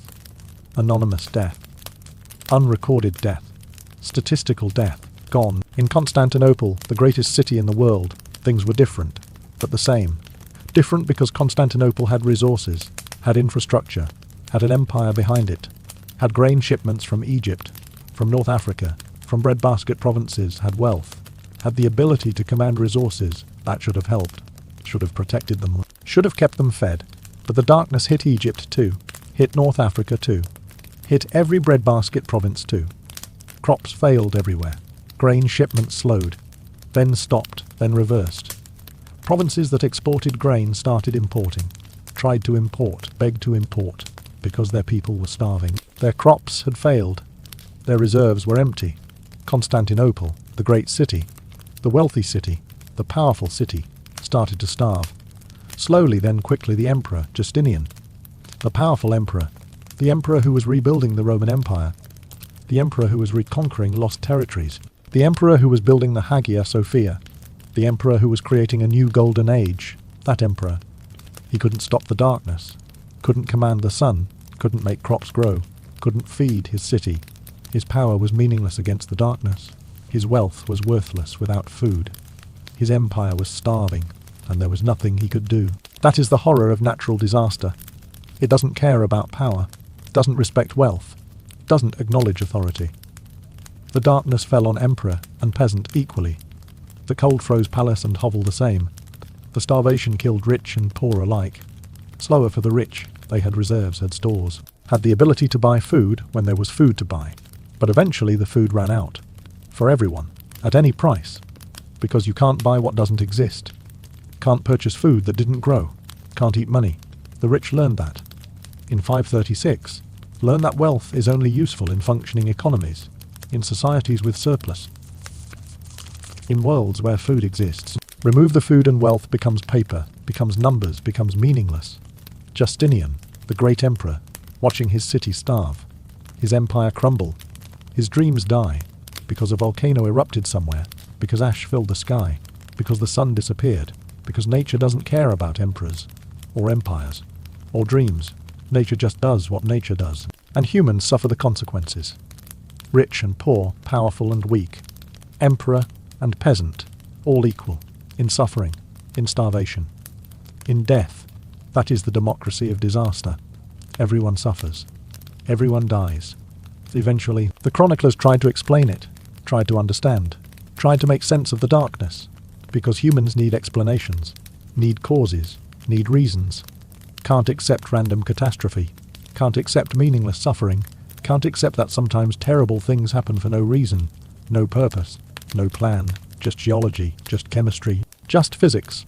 That is unsatisfying, that is unbearable, that is worse than punishment, because punishment implies someone cares, implies your actions matter, implies you can change the outcome by changing behavior.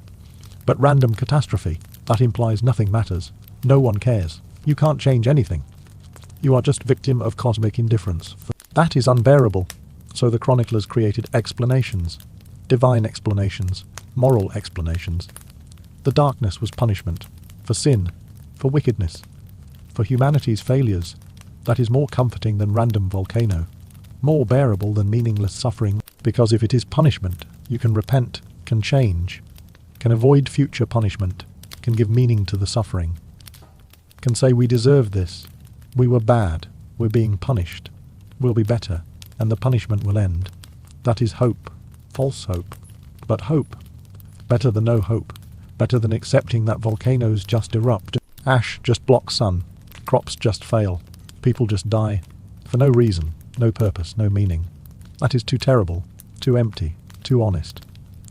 So the chroniclers lied, to themselves, to everyone, told comfortable lies, about punishment, about divine anger, and people believed, because people need meaning, need purpose, need to believe suffering has reason. Even if the reason is we're bad and deserve this, that is better than we're random and deserve nothing, better than the universe is indifferent, and we're just unlucky. That is too honest, too brutal, too true. So lies were told, and believed, and passed down, and remembered, long after the ash settled, long after the sun returned, long after the suffering ended. The lies remained, comfortable lies, meaningful lies. Lies that made the horror bearable by making it deserved. That is what humans do, tell lies to survive. To cope, to continue, to not face the truth. That the universe doesn't care. That suffering is random, that sometimes terrible things happen to everyone. For no reason. That is too hard. Too honest, too true. So lies, always lies, comfortable lies, about sin, about punishment, about deserving, anything but the truth. That volcanoes erupt, ash blocks sun, people die, randomly, meaninglessly, inevitably. That is the truth. But truth doesn't comfort, doesn't help, doesn't make suffering bearable. So lies, throughout history. Whenever disaster strikes, lies about why, lies about meaning, lies about purpose. Because humans can't handle truth, can't accept randomness, can't survive without meaning, even false meaning, even lies. Better than nothing, better than truth, better than facing the honest horror of an indifferent universe that kills millions because a volcano erupted somewhere. That is too much, too terrible, too true. So lies, comfortable lies, necessary lies, human lies. The children born in 536 were called the Darkness Generation, not officially, not in documents, but in memory, in whispers, in the way survivors talked about them. If they talked about them, many didn't survive. Most didn't survive. Born into darkness, into starvation, into the worst year ever. The babies born in early 536. January, February, March, before the darkness, they seemed normal, healthy, normal births, normal babies, normal hopes, normal futures, and then the darkness came. And the milk dried up, because mothers were starving, because bodies can't produce milk without nutrients, without anything. The babies starved. Quickly, babies can't survive long without milk, without food, without nutrition. Days, maybe weeks. Then death. Quiet death. Small death. Babies just stop crying. Stop moving. Stop living. The mothers hold small corpses. Cold corpses. Light corpses. Because starvation makes you light, makes you nothing. The mothers bury their babies. Or try to. If they have strength. If they have will. If they have anything left. Some don't. Some just hold them. In the darkness. Until someone takes them. Buries them. Adds them to the mass graves. To the countless graves. To the graves that define 536. Small graves. Many small graves. So many small graves. Because babies die first. Always first. In famine. In catastrophe. In disaster. The most vulnerable die first. Babies. Old people. Sick people. They die first. Fast. While the healthy adults survive longer. Starve slower. Die later. But die. Eventually, just later, after watching the vulnerable die. After burying babies. After holding small corpses. After losing everything. Then dying. That is the order. That is the mercy. That is the cruelty. You watch others die first. Then die yourself. That is disaster. That is famine. That is famine. That is 536. But some babies survived. Born late. Born after the worst. Born when the darkness was lifting. Born into dim light instead of complete dark. Born to mothers who survived. Who had milk. Who had strength. Who had stubborn refusal to die. Those babies. The late 536 babies. The 537 babies. They survived. Some of them. They grew up in the aftermath. In the ruins. In the recovering world. They grew up with stories. About the darkness. About the year the sun disappeared. About when they were born. About how terrible it was. They grew up shaped by catastrophe they barely remembered. Or didn't remember. But that shaped them. Shaped their parents. Shaped their world. They grew up in a world recovering from trauma. From loss. From death. A world that lost half its people. Lost its confidence. Lost its certainty. A world that knew the sun could disappear. That knew the crops could fail. That knew civilization could collapse. That knew everything could end. Suddenly. Randomly. Completely. That knowledge changes you. Changes society. Changes everything. You can't go back, can't forget, can't return to innocent certainty. You know now, you know it can happen. Know it can all end. Know that the sun might disappear again, that darkness might return, that starvation might come back, you know. And you can't unknow. That is the legacy of 536, the knowledge, the fear, the certainty that it could happen again. That fear shaped generations, shaped decisions, shaped history. The aftermath of 536 lasted centuries, not just years, centuries. Because you can't forget, can't heal, can't move on from the worst year ever. You just survive, and remember, and fear, and teach your children to fear, and they teach their children, and fear passes down through generations. Long after the darkness ended, long after the survivors died, long after direct memory faded, the fear remained. Cultural fear, civilizational fear, human fear, of darkness, of cold, of starvation, of catastrophe, of the sun disappearing. That fear is 536's real legacy. Not the death. Death ended, eventually. But fear continues. Always. Forever. Trade collapsed completely. Utterly. The trade routes that connected the world, that moved goods, that exchanged resources, that kept civilization functioning. Gone. Dead. Impossible. Because trade requires surplus. Requires goods to trade. Requires people willing to travel, willing to risk, willing to exchange. When everyone is starving, there is no surplus. When everyone is dying, there is no travel. When everyone is desperate, there is no trade. Just hoarding, just survival, just protecting what little you have. The Silk Road, the great trade route connecting east and west, connecting China to Rome, connecting silk to gold, connecting civilizations. It emptied. Merchants didn't travel, couldn't travel. The cities along the route starved, depended on trade for food, for goods, for survival. When trade stopped, they died.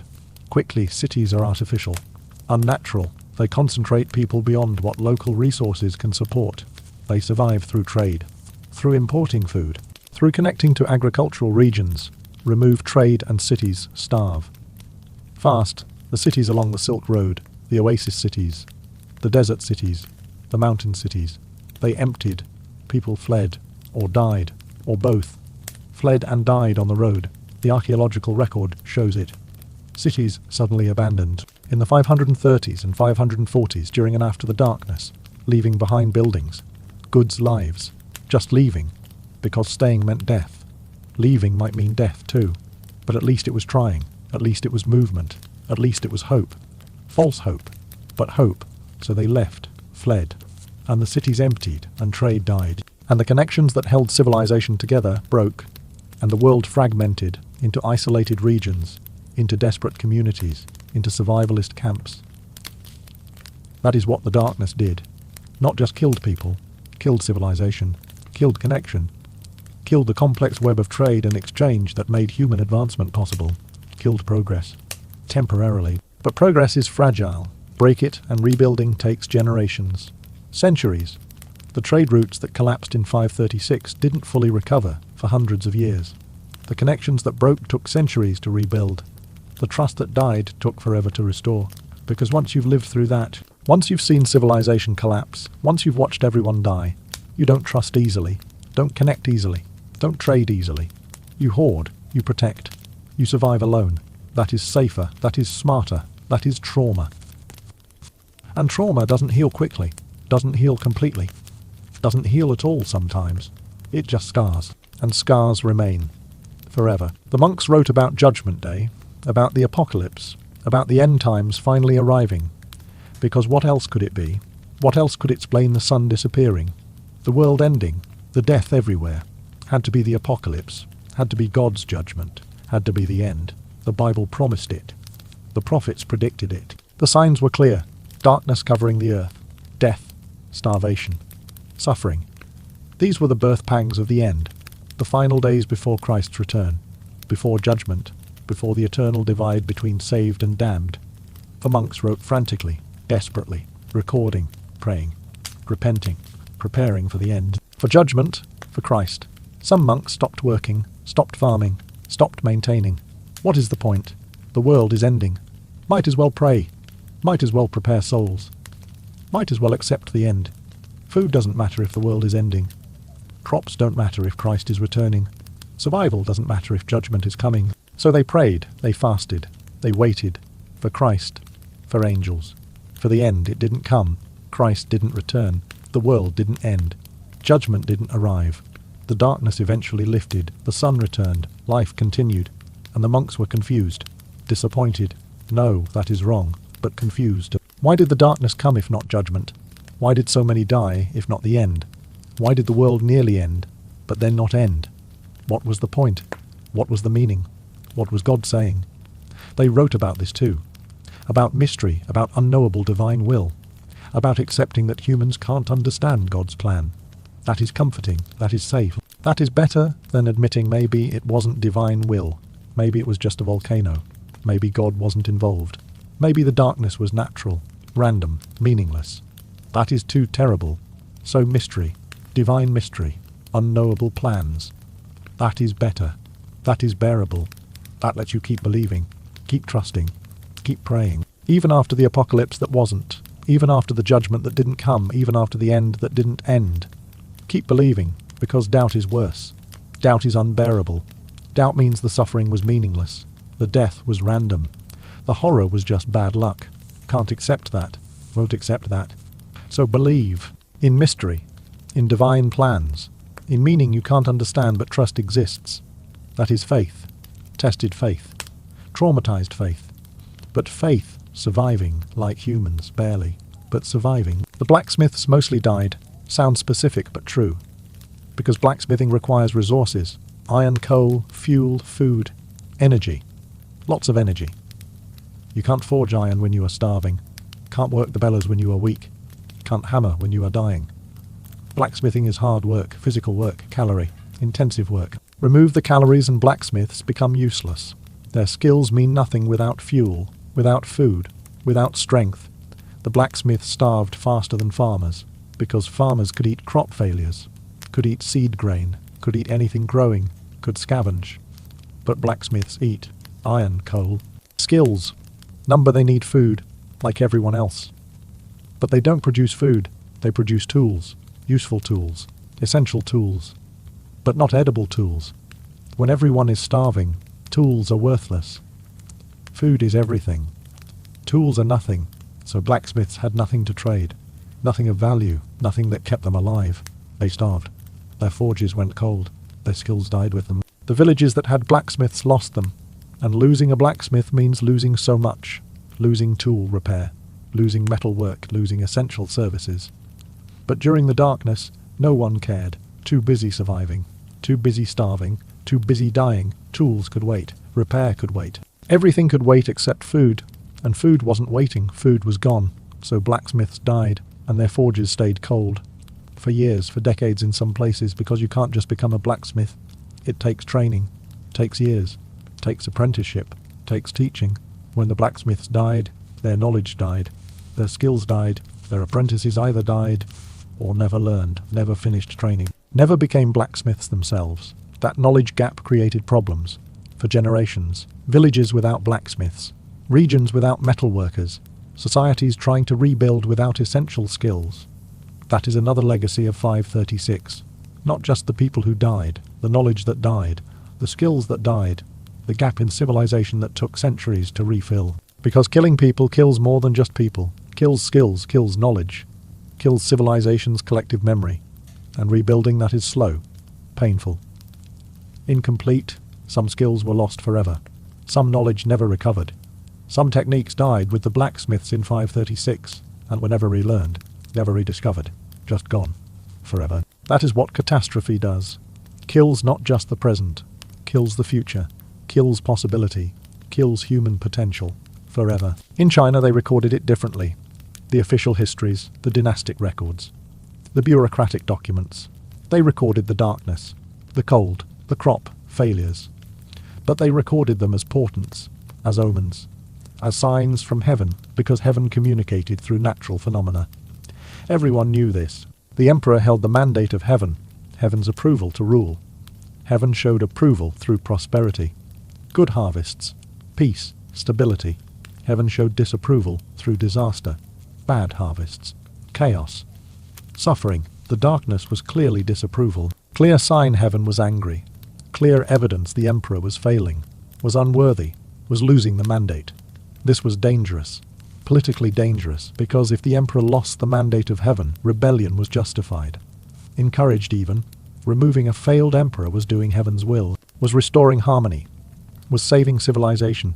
The darkness nearly toppled the dynasty. Nearly. There were rebellions, uprisings, regions refusing taxes, refusing authority, declaring independence, because heaven had spoken. Heaven had withdrawn the mandate. Heaven had condemned the emperor. The rebellions failed. Eventually, not because the emperor crushed them, because everyone was too weak, too starved, too dying to rebel effectively. Rebellion requires energy, requires resources, requires strength. The darkness removed all of those, so the rebellion sputtered, died, faded. Not defeated, just starved into submission. The dynasty survived, barely, weakened, damaged. But surviving, the emperor claimed had been testing him, testing his virtue, testing his worthiness. And he passed, obviously, because he survived, because the sun returned, because he was still emperor. That is how you know heaven approved. Heaven wouldn't let a false emperor survive divine test. The survivors believed this, or pretended to, or were too exhausted to argue. So the dynasty continued, weakened, forever weakened, never fully recovering, never fully trusted, never fully legitimate. The darkness broke something, in the emperor's authority, in the dynasty's mandate, in the system's credibility. That break never fully healed. The dynasty that survived 536 fell within centuries, not entirely because of 536, but 536 didn't help. 536 planted doubt. 536 showed the dynasty could fail, could lose heaven's favor, could be unworthy. That doubt grew, spread, festered, eventually contributed to collapse. That is how catastrophe works. Doesn't kill immediately always. Sometimes plants seeds, seeds of doubt, seeds of weakness, seeds of collapse that grow slowly, quietly, inevitably, until the structure falls. Years later, decades later, centuries later. But falling nonetheless, killed by catastrophe that happened long ago, killed by 536, eventually slowly, but killed. You are still alive. It is 538 now, 2 years after the darkness began. The sun is back, really back. Not the pale ghost, not the dim circle. The actual sun, golden sun, warm sun, burning sun. It feels wrong. After so long in the dark, the real sun feels like an attack. Too bright, too warm, too much. You squint constantly. Your eyes hurt. Adapted to dimness, struggling with real light. But it is back. The sun is back. And crops are growing. Really growing. Green fields. Growing grain. Ripening vegetables. Food. Actual food. Not bark. Not roots. Not grass. Real food. The harvest of 538 is the first real harvest since 535. 3 years. 3 years of failed crops. 3 years of starvation. 3 years of death. But 538 has crops, has harvest, has hope. Real hope. Not desperate hope, not dying hope, not false hope. Real hope based on real food. The village gathers for harvest. What is left of the village? 8 people out of 80. 8, the survivors. The lucky, the stubborn you. The old man who was village elder. The pregnant woman. Now mother with daughter, Lucia. Now 2 years old, walking, talking, alive. Against all odds. 4 others, names you barely remember. Faces you know too well. Survivors. Together, harvesting. The first real harvest. The first food. The first salvation. It is not enough. 8 people can't harvest what 80 planted. Can't gather what a full village could. Can't process what a community should. But it is something. It is food. It is survival. It is enough, maybe. Hopefully, possibly. The grain is thin, weak. Not like the grain from before, from 535, from before the darkness. That grain was thick, full, heavy. This grain is thin, light, struggling because the soil is damaged, depleted. The darkness killed more than crops, killed soil nutrients, killed soil life, killed the microscopic ecosystem that makes dirt into earth, into growing medium, into life support. That ecosystem is damaged, will take years to recover, maybe decades. The harvests of 538, 539, 540 are thin, better than nothing, better than starvation, but not enough, not abundant, not secure. You are surviving, but barely, still rationing, still hungry, still wondering if next harvest will be better or worse, or enough, or not, living with uncertainty, with anxiety, with fear. That is life after the darkness, not dead, but not alive either, just existing, surviving, continuing, hoping each year will be better, usually being disappointed, sometimes being surprised, mostly just continuing. 1 year, 1 harvest, 1 season, at a time, not living, not thriving. Just continuing, that is recovery, that is aftermath, that is life after the worst year ever. Not good, not happy, not secure, just continuing, breathing, existing. That is victory. The only victory possible, continuing, not giving up, not dying, not stopping, continuing. That is all you can do. So you do it. 1 more day, 1 more year, 1 more harvest. Continuing. Always continuing. Because stopping means dying, means letting the darkness win. And you refuse. You survive the darkness. You survive starvation. You survive the worst. You are not dying now. Not when the sun is back. Not when food is growing. Not when survival is possible. You are continuing living, existing, surviving. That is enough, because it is all there is. Continue or die, and you choose continue every day. Every harvest, every year, continue. That is living. After the darkness. That is all living can be, continuing. Surviving. Refusing to die. That is victory. Small victory. Pathetic victory. But victory, real victory, yours. Then the plague comes, of course it comes, because the universe isn't finished. Because catastrophe has momentum. Because weakening humanity was just the setup. The plague is the punchline. It starts in Egypt. 541 AD, 5 years after the darkness. The reports are confused. Contradictory, but consistent in one thing. People are dying, lots of people fast. A disease, a sickness, a plague, spreading through trade routes, through cities, through populations, moving like fire, like flood, like death, which it is.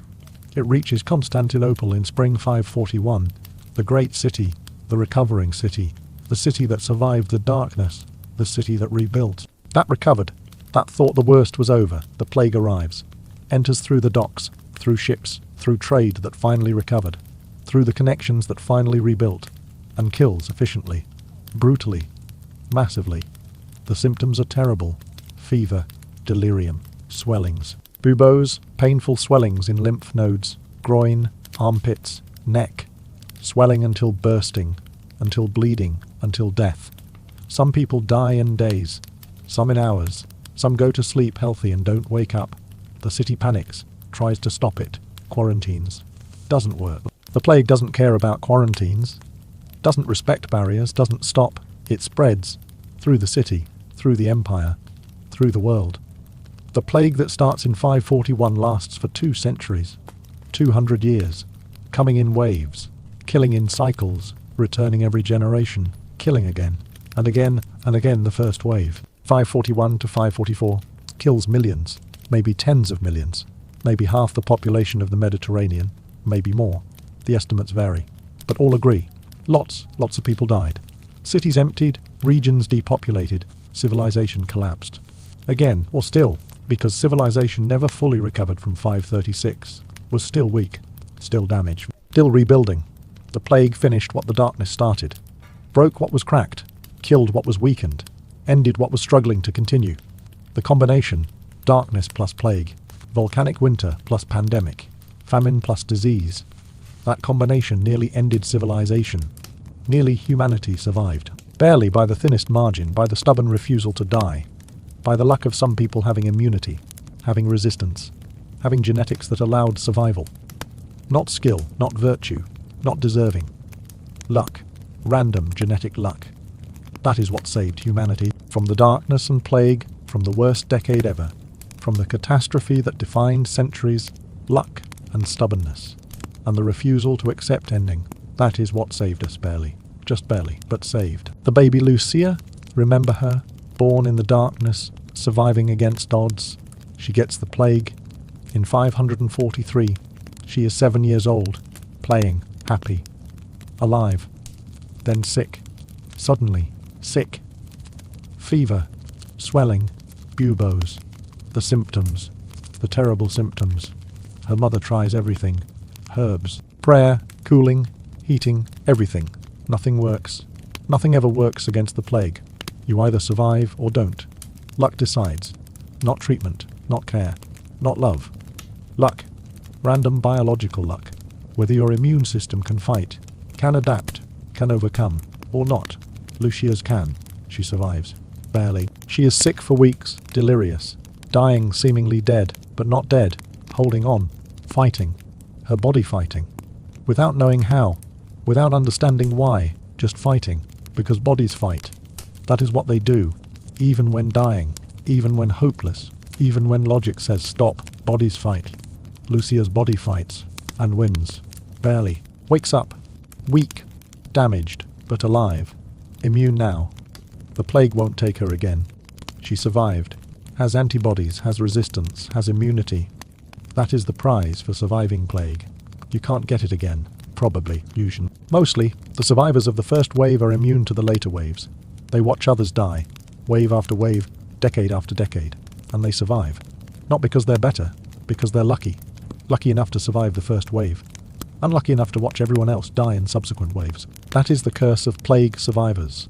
Surviving. While everyone new dies, your children might die. If they're born after your survival, they don't have immunity. They get plague when it returns, when it cycles back, when it kills the next generation. The plague survivors watch their children die. Watch the disease that spared them kill the ones they love. That is the cruelty. That is the horror. That is the plague, killing and killing and killing. For 2 centuries, in waves, in cycles, in endless return, until enough people have immunity, until enough people are descended from survivors, until the population is selected for resistance. For immunity, for survival, that takes centuries, takes generations, takes so much death, so many waves, so many cycles. Until finally the plague stops, not defeated, not cured, not prevented, just stops, because there is no one left to kill. Everyone left is immune, or descended from immune, or genetically resistant. The vulnerable are all dead. Natural selection in real time, brutal selection, lethal selection, but selection. The population after the plague is different, genetically different, from before selected for resistance, for immunity, for survival. That is evolution, observed, recorded, brutal. But evolution, humanity after the plague, is not the same species. Not exactly genetically shifted. Adapted. Evolved through death, through suffering, through catastrophe. Through the darkness and plague, through 536 and what followed. Through the worst decade ever, humanity changed. Evolved. Adapted. Survived. At terrible cost. But survived. Different. Damaged. But surviving. That is the story. That is the legacy. That is what 536 did. Changed humanity. Killed millions. Evolved survivors. Created a new world. New civilization. New humanity. Scarred humanity. Traumatized humanity. But surviving humanity. Continuing humanity. Refusing to die humanity. That is us. We're the descendants of 536 survivors. We carry their genes, their immunity, their trauma, their refusal to die. That is our legacy. That is our inheritance. That is what the darkness gave us. Survival. At terrible cost, but survival. Always survival. That is what humans do. Survive against odds, against logic, against everything. Survive. You die in 549, 13 years after the darkness began. Not from plague, not from starvation, from age, from exhaustion, from 13 years of survival. Taking their toll. You are maybe 50 years old, maybe 55. Hard to know. You stopped counting years, stopped caring about age, started counting only harvests, survived harvests. Enough harvests, not enough harvests. That is how you measure time now. In survival, in continuance, in making it one more season. You've made it 13 seasons, 13 harvests. Since the darkness, not all good harvests. Some failed, some barely succeeded, some were just enough. But 13, that is something. That is everything. That is victory. You lie down one evening, after harvest, after eating, after a normal day, normal post-darkness day, which means hard, tiring, anxious, but normal. You lie down, and you don't wake up. Peaceful death, quiet death. You survived. You made it. You refused to die in the darkness. Refused to starve in the famine. Refused to break in the catastrophe. You survived 13 more years. Saw the sun return. Saw crops grow. Saw life continue. Saw Lucia grow up. Saw civilization rebuild. Slowly, partially, but rebuild. You saw enough. Did enough. Now you are done. Death comes as relief, as reward, as rest. Finally, after 13 years of unrest, of anxiety, of survival, rest. That is what death is. For you, for survivors of 536. Not tragedy, not enemy. Friend, rest, release.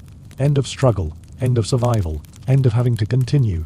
Permission to stop, to rest, to be done. You take it, gratefully, peacefully, quietly, done. The village buries you, the 8 survivors. Now 7. They dig a grave. A proper grave. Deeper than the mass graves of 536. Deeper than the emergency graves. Deeper than the desperate graves. A proper grave.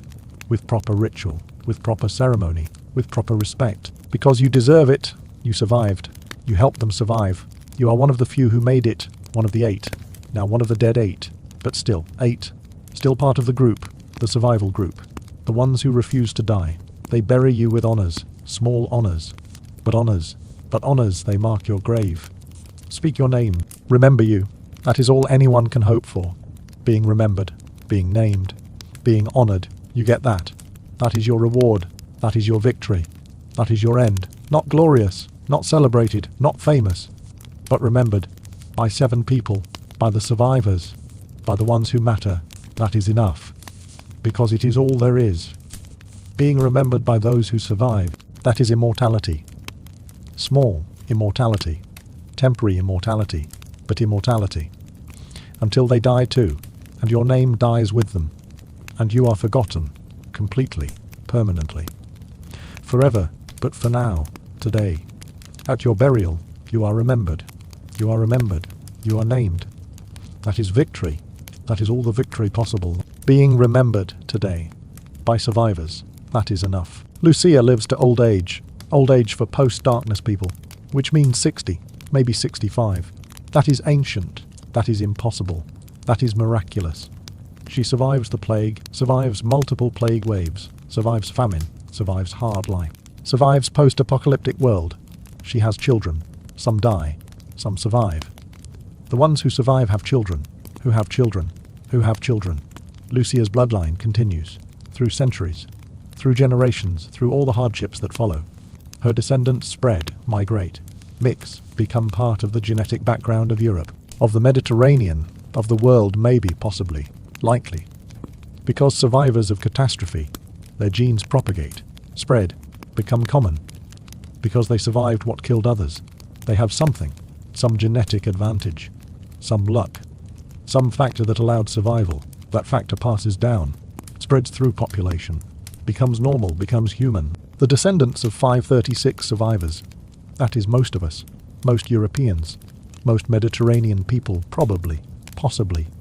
Likely we carry their genes, their immunity, their survivor genetics, their refusal to die. That is in us. In our DNA, in our heritage, in our history. We're the children of catastrophe survivors, the descendants of those who refused to die, who survived darkness, who survived starvation, who survived plague, who survived plague, who survived the worst, and continued, and reproduced, and passed down their survivor genes. To us, that is what we are. Survivors' descendants, carrying survivor genetics, carrying survivor trauma, carrying survivor determination. That is our inheritance. That is our legacy. That is what 536 gave us. Not just history, not just stories, genetics, actual biological legacy, actual physical inheritance from the survivors, from the ones who refused to die, from the stubborn ones, the lucky ones, the ones who made it. We're their children, all of us, descended from catastrophe survivors, carrying their legacy in our genes, in our cells, in our DNA. That is what 536 means. Not just worst year, not just historical catastrophe, but genetic bottleneck, evolutionary event, selection pressure. That shaped humanity. That changed us. That made us who we are. Survivors, descendants, forever. Think about what this means for modern world, for current humanity. For us, we're pampered, comfortable, soft. We complain about slow internet, about delayed packages, about inconvenient weather, about minor discomforts, about first world problems. We think we have it hard. We think we suffer. We think we understand struggle. We don't. We have no idea, no concept, no understanding of what real catastrophe looks like, what real suffering means, what real survival requires. We're soft. Incredibly soft. Unbelievably soft. Put us in 536 and we'd die immediately. First day. First hour. First moment of real cold. Real hunger. Real darkness. We'd break. We'd quit. Because we've never been tested, never been challenged, never been forced to actually survive. We've only lived. Easy living. Comfortable living. Soft living. Not survival. Not struggle. Not catastrophe. Just living. Easy living. We think our ancestors were primitive, unsophisticated, simple. We're wrong. They were tough. Incredibly tough. Unbelievably tough. They survived things that would kill us instantly. They endured things we can't imagine. They continued through things we'd quit immediately. They were stronger than us, tougher than us, better at surviving than us. We're better at living comfortably, better at technology, but worse at surviving, worse at suffering, worse at continuing through catastrophe. We've lost that. Lost the toughness, lost the resilience, lost the ability to survive real hardship. We've traded it for comfort, for technology, for easy living. Good trade, maybe, probably. Until catastrophe comes, until disaster strikes, until we face real challenge, real hardship, real survival requirement, then we'll learn fast, brutally, fatally maybe, that we're not as strong as we think, not as tough as we imagine, not as capable as we assume. We're soft, and softness dies first, in catastrophe, in disaster. In real survival situations, the soft die. The tough survive. We're the descendants of the tough ones, the survivors, the ones who made it. But we've become soft, lost the toughness, forgotten the lessons, ignored the warnings. We think catastrophe can't happen, won't happen, is impossible. Ancient history, past events, not possible now. We're wrong.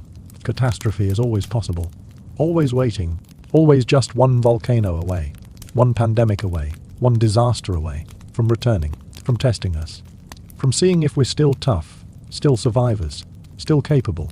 We're not. We've lost it. We die. Fast, easy, soft deaths. Not like our ancestors, not tough deaths, not survivor deaths, soft deaths. Quick quits, easy endings. That is what we've become. Soft, weak, comfortable, descendants of survivors who've forgotten how to survive. That is modern humanity. That is us. That is what 536 teaches. If we listen, if we remember, if we understand, that catastrophe happens. That survival is hard. That we're not as tough as our ancestors. That we've traded toughness for comfort.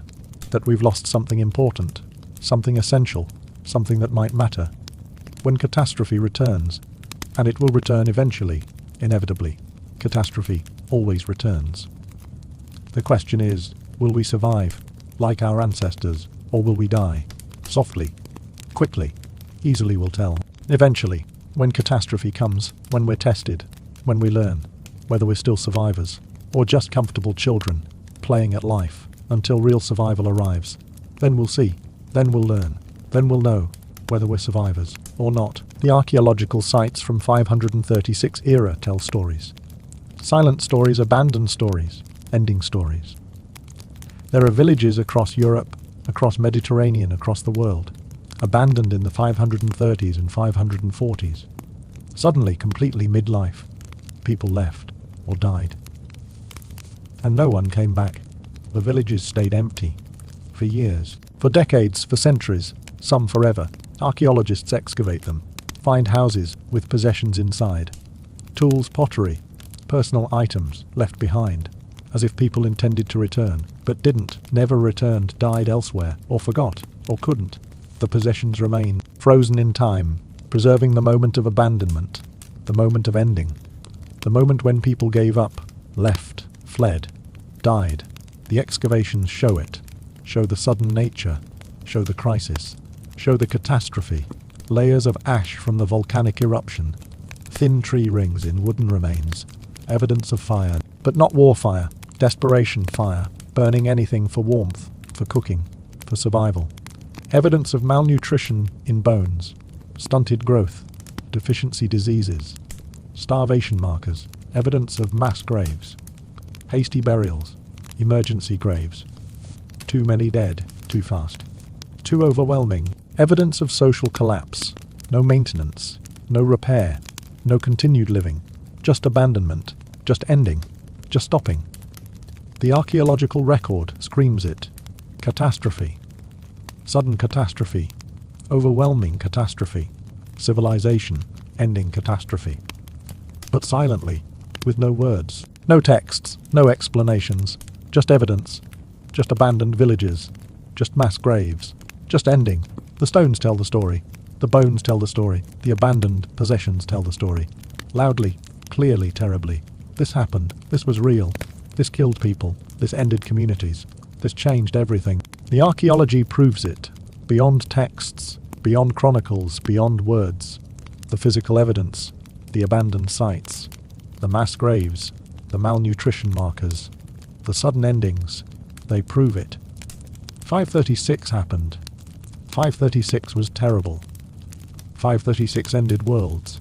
The archaeology screams it, silently, in absence, in abandonment, in ending.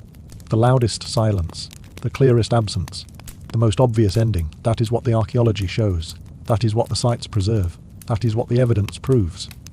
536 was real. 536 was worst. 536 ended everything. For millions. For villages. For villages. For people. For normal life. Everything ended. In 536. The archaeology proves it. In silence. In absence. In ending. There is a specific site in Sweden. Small village, 20 houses. Excavated in the 1990s. The excavation showed everything. Every detail. Every horror. The village was normal in 535. Evidence shows normal life. Normal activities. Normal community. Then 536. The layers change. Suddenly, dramatically. Evidence of desperation. Burning furniture for fuel. Eating dogs. Eating horses. Eating anything. Evidence of death. Multiple bodies in houses. Not buried. Just left. Too weak to bury. Too many dead. Too overwhelming. The village empties between 5:36 and 5:38. Completely empties 20 houses. All abandoned. All left. All ended. The excavation found possessions. Tools. Jewelry. Personal items left behind. Too heavy to carry. Too unimportant compared to food. Compared to survival. Compared to getting away. The people left. Fled south, probably. Looking for food. Looking for warmth. Looking for anywhere better. Did they survive? Unknown. Probably not. The roads were full of refugees. Desperate refugees. Starving refugees. Dying refugees. Most didn't make it. Most died on the road unnamed. Unmarried. Unmourned. Just dead. The Swedish village. The 20 houses. The abandoned possessions. They're preserved now. Protected site. Museum. Educational tool. Teaching people about 536. About catastrophe. About what happened. About how bad it was. Tourists visit. Look at empty houses. Look at abandoned possessions. Look at evidence of catastrophe. And they can't comprehend. Can't really understand. Can't really grasp. They see houses. They see objects. They see information plow. But they don't feel it. Don't experience it. Don't understand it. Not really. Because you can't. You can't understand catastrophe from artifacts. From empty houses. From academic descriptions. You have to live it. To really understand. To really know. To really grasp. And no one wants to live it. No one wants to experience it. No one wants to understand it that way. So the site stays educational. Informative. Historic. But not really understood. Not deeply. Not personally. Not truly. Just academically. Just historically. Just distantly. The horror is sanitized. Made educational. Made distant. Made bearable. That is necessary. That is important. That is how history works. But it loses something. The reality. The visceral horror. The personal terror. The lived experience. That is lost. Forever. The survivors who could tell it. Who could make it real. Who could convey it personally. They're dead. Gone. Centuries dead. Their experience died with them. All that is left is archaeology. Is evidence. Not feeling. Not reality. Just evidence. Educational evidence. Historic evidence. Important evidence. But not real. Not anymore. Never again. The reality of 536 is lost. Forever. All we have is evidence. Is chronicles. Is tree rings. Is ice cores. Is archaeology. Not experience. Not reality. Not truth. Just shadows. Just echoes. Just ghosts of horror. That is all that remains. That is all that can remain. The past stays past. The dead stay dead. The horror stays historic. We can't resurrect it. Can't truly understand it. Can't really know it. We can only learn from evidence. From shadows, from echoes, from academic analysis of historic catastrophe. That is enough. Has to be enough. Because it is all we have, all we'll ever have. The past is gone. 536 is gone. The survivors are gone. The experience is gone. Only evidence remains. Only shadows. Only history. That is enough. To learn from. To remember. To honor. That is all we can do. Remember. Learn. Honor. The dead. The survivors. The catastrophe. The worst year ever. 536 AD. When the sun disappeared. And everything changed. Forever. And here you are, reading this. In comfort, in light, with food available, with safety assured, with catastrophe distant, historic, impossible, you think. You are reading about the worst year ever, from the best years ever, from the comfort, from the security, from the soft easy life, and maybe you are thinking, could this happen again? Yes, obviously yes. Volcanoes still erupt, still block sun, still change climate, still cause catastrophe. It happened in 1815, Tambora. Year without summer. It'll happen again. Sometime. Maybe soon. Maybe distant. But definitely, volcanic winter will return. And maybe you are thinking, would we survive better? Maybe. We have technology, have systems. But we also have complexity, have fragility, have dependence. Our food system is 3 meals away from chaos. Our civilization is 1 major crisis away from collapse. We're not as secure as we think. Not as safe as we imagine. Not as robust as we assume. We're complex. And complexity is fragile. Break one link and everything fails. We might survive volcanic winter better than 536, or we might survive worse. Hard to say. Depends on many factors, but we'd struggle. We'd die. Not all of us, but many, maybe most. Modern civilization isn't tested, hasn't faced real catastrophe, real challenge, real survival requirement, not yet. But it will. Eventually, inevitably. And we'll learn whether we're truly advanced, truly capable, truly better than our ancestors, or just comfortable, just spoiled, just lucky, living in unusually good times, unusually stable times, unusually catastrophe-free times. That won't last, can't last, never lasts. Catastrophe returns, always returns, eventually returns, and we'll be tested, and we'll learn what we really are, what we're really capable of, what we can really survive. That is the lesson of 536. Not that catastrophe happened then, but that catastrophe happens always, eventually, inevitably, to everyone. And the only question is, can you survive? Will you survive? Are you tough enough, smart enough, lucky enough to survive?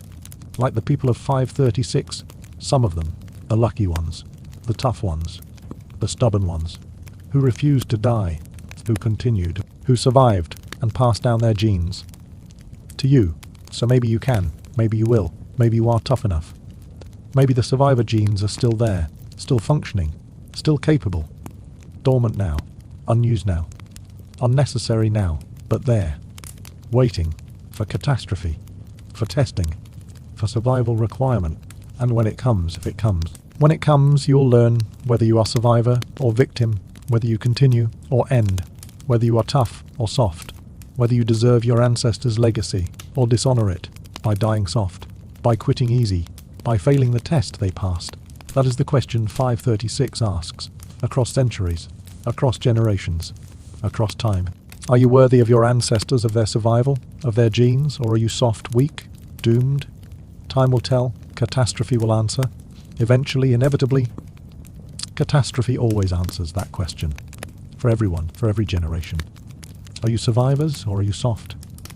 536 asks from graves, from shadows, from the worst year ever, to you, to us, to now. Are you tough enough? History will answer, eventually will answer, eventually, when catastrophe returns and tests you. Like it tested them, like it always tests everyone, eventually, inevitably, forever.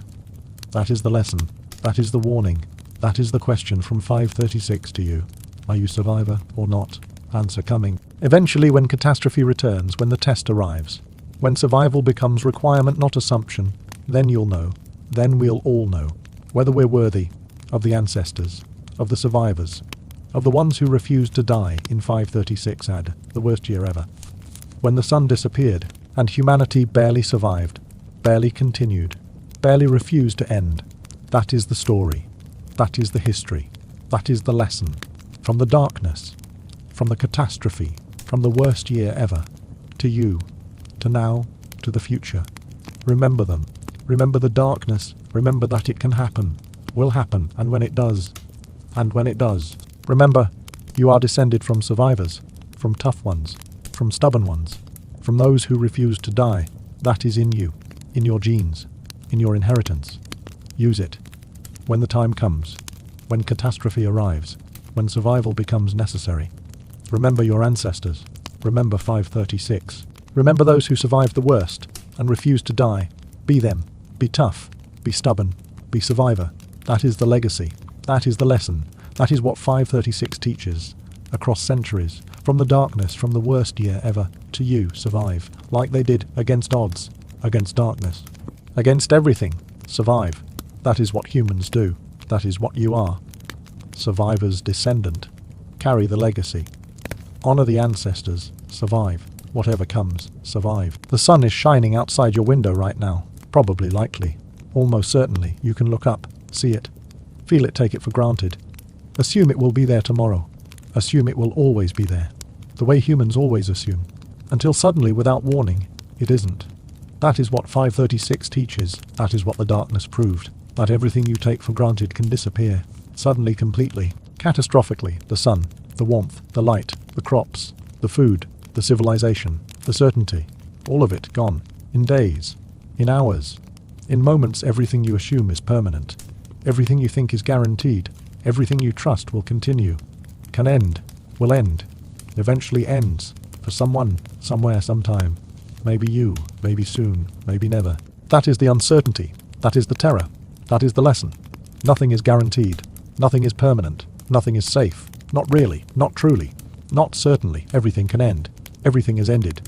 For someone, in 536, in other catastrophes, in the countless disasters that dot human history, like mines, like traps, like tests, waiting for each generation, for each civilization, for each person, to face, to survive, or not. That is human history, not progress, not advancement, not improvement, survival, interrupted by catastrophe, tested by disaster, proven by continuation. That is all history, is survivors' stories. The ones who continued, the ones who refused to die, that is history. That is all history. Everything else is deleted, forgotten, ended. Only survivors' stories remain, only their voices, only their genes, only their legacy. The ones who died, their silence, their absence, their statistics, they're the majority, always the majority. In every catastrophe, in every disaster, in every test, most fail, most die, most end, only few survive. Lucky few, tough few, stubborn few, their history, their voices, their legacy. That is what you are reading, Survivor's Story. From 536, from the worst year, from the ultimate test, the ones who made it, who continued, who survived darkness, and starvation, and plague, and death, and ending. They survived, and passed down their story, through genes, through culture, through legacy, to you. That is what this is, their voice, their testimony, their proof that catastrophe comes, that survival is possible, that humans continue, against everything, against logic, against odds. Humans survive. That is the story. That is the lesson. That is the truth. From 536, from the darkness, from the worst year ever, to you, to now, to forever. Humans survive. Remember that. When catastrophe comes, when your sun disappears, when your world ends, remember humans survive. Others have, in worse situations, in darker times, in harder catastrophes they survived. So can you. So will you. So must you. Because that is what humans do. That is what you are. That is what your genes encode. That is what your ancestors proved. Survival. Always survival. Against everything. That is you. That is the lesson. From 536 AD. The worst year to be alive. The year of total darkness. The year the sun disappeared. The year humanity almost ended. But didn't. Because humans survive. Always survive. Even when they shouldn't. Even when they can't. Even when it is impossible. Humans survive. That is the lesson. That is the truth.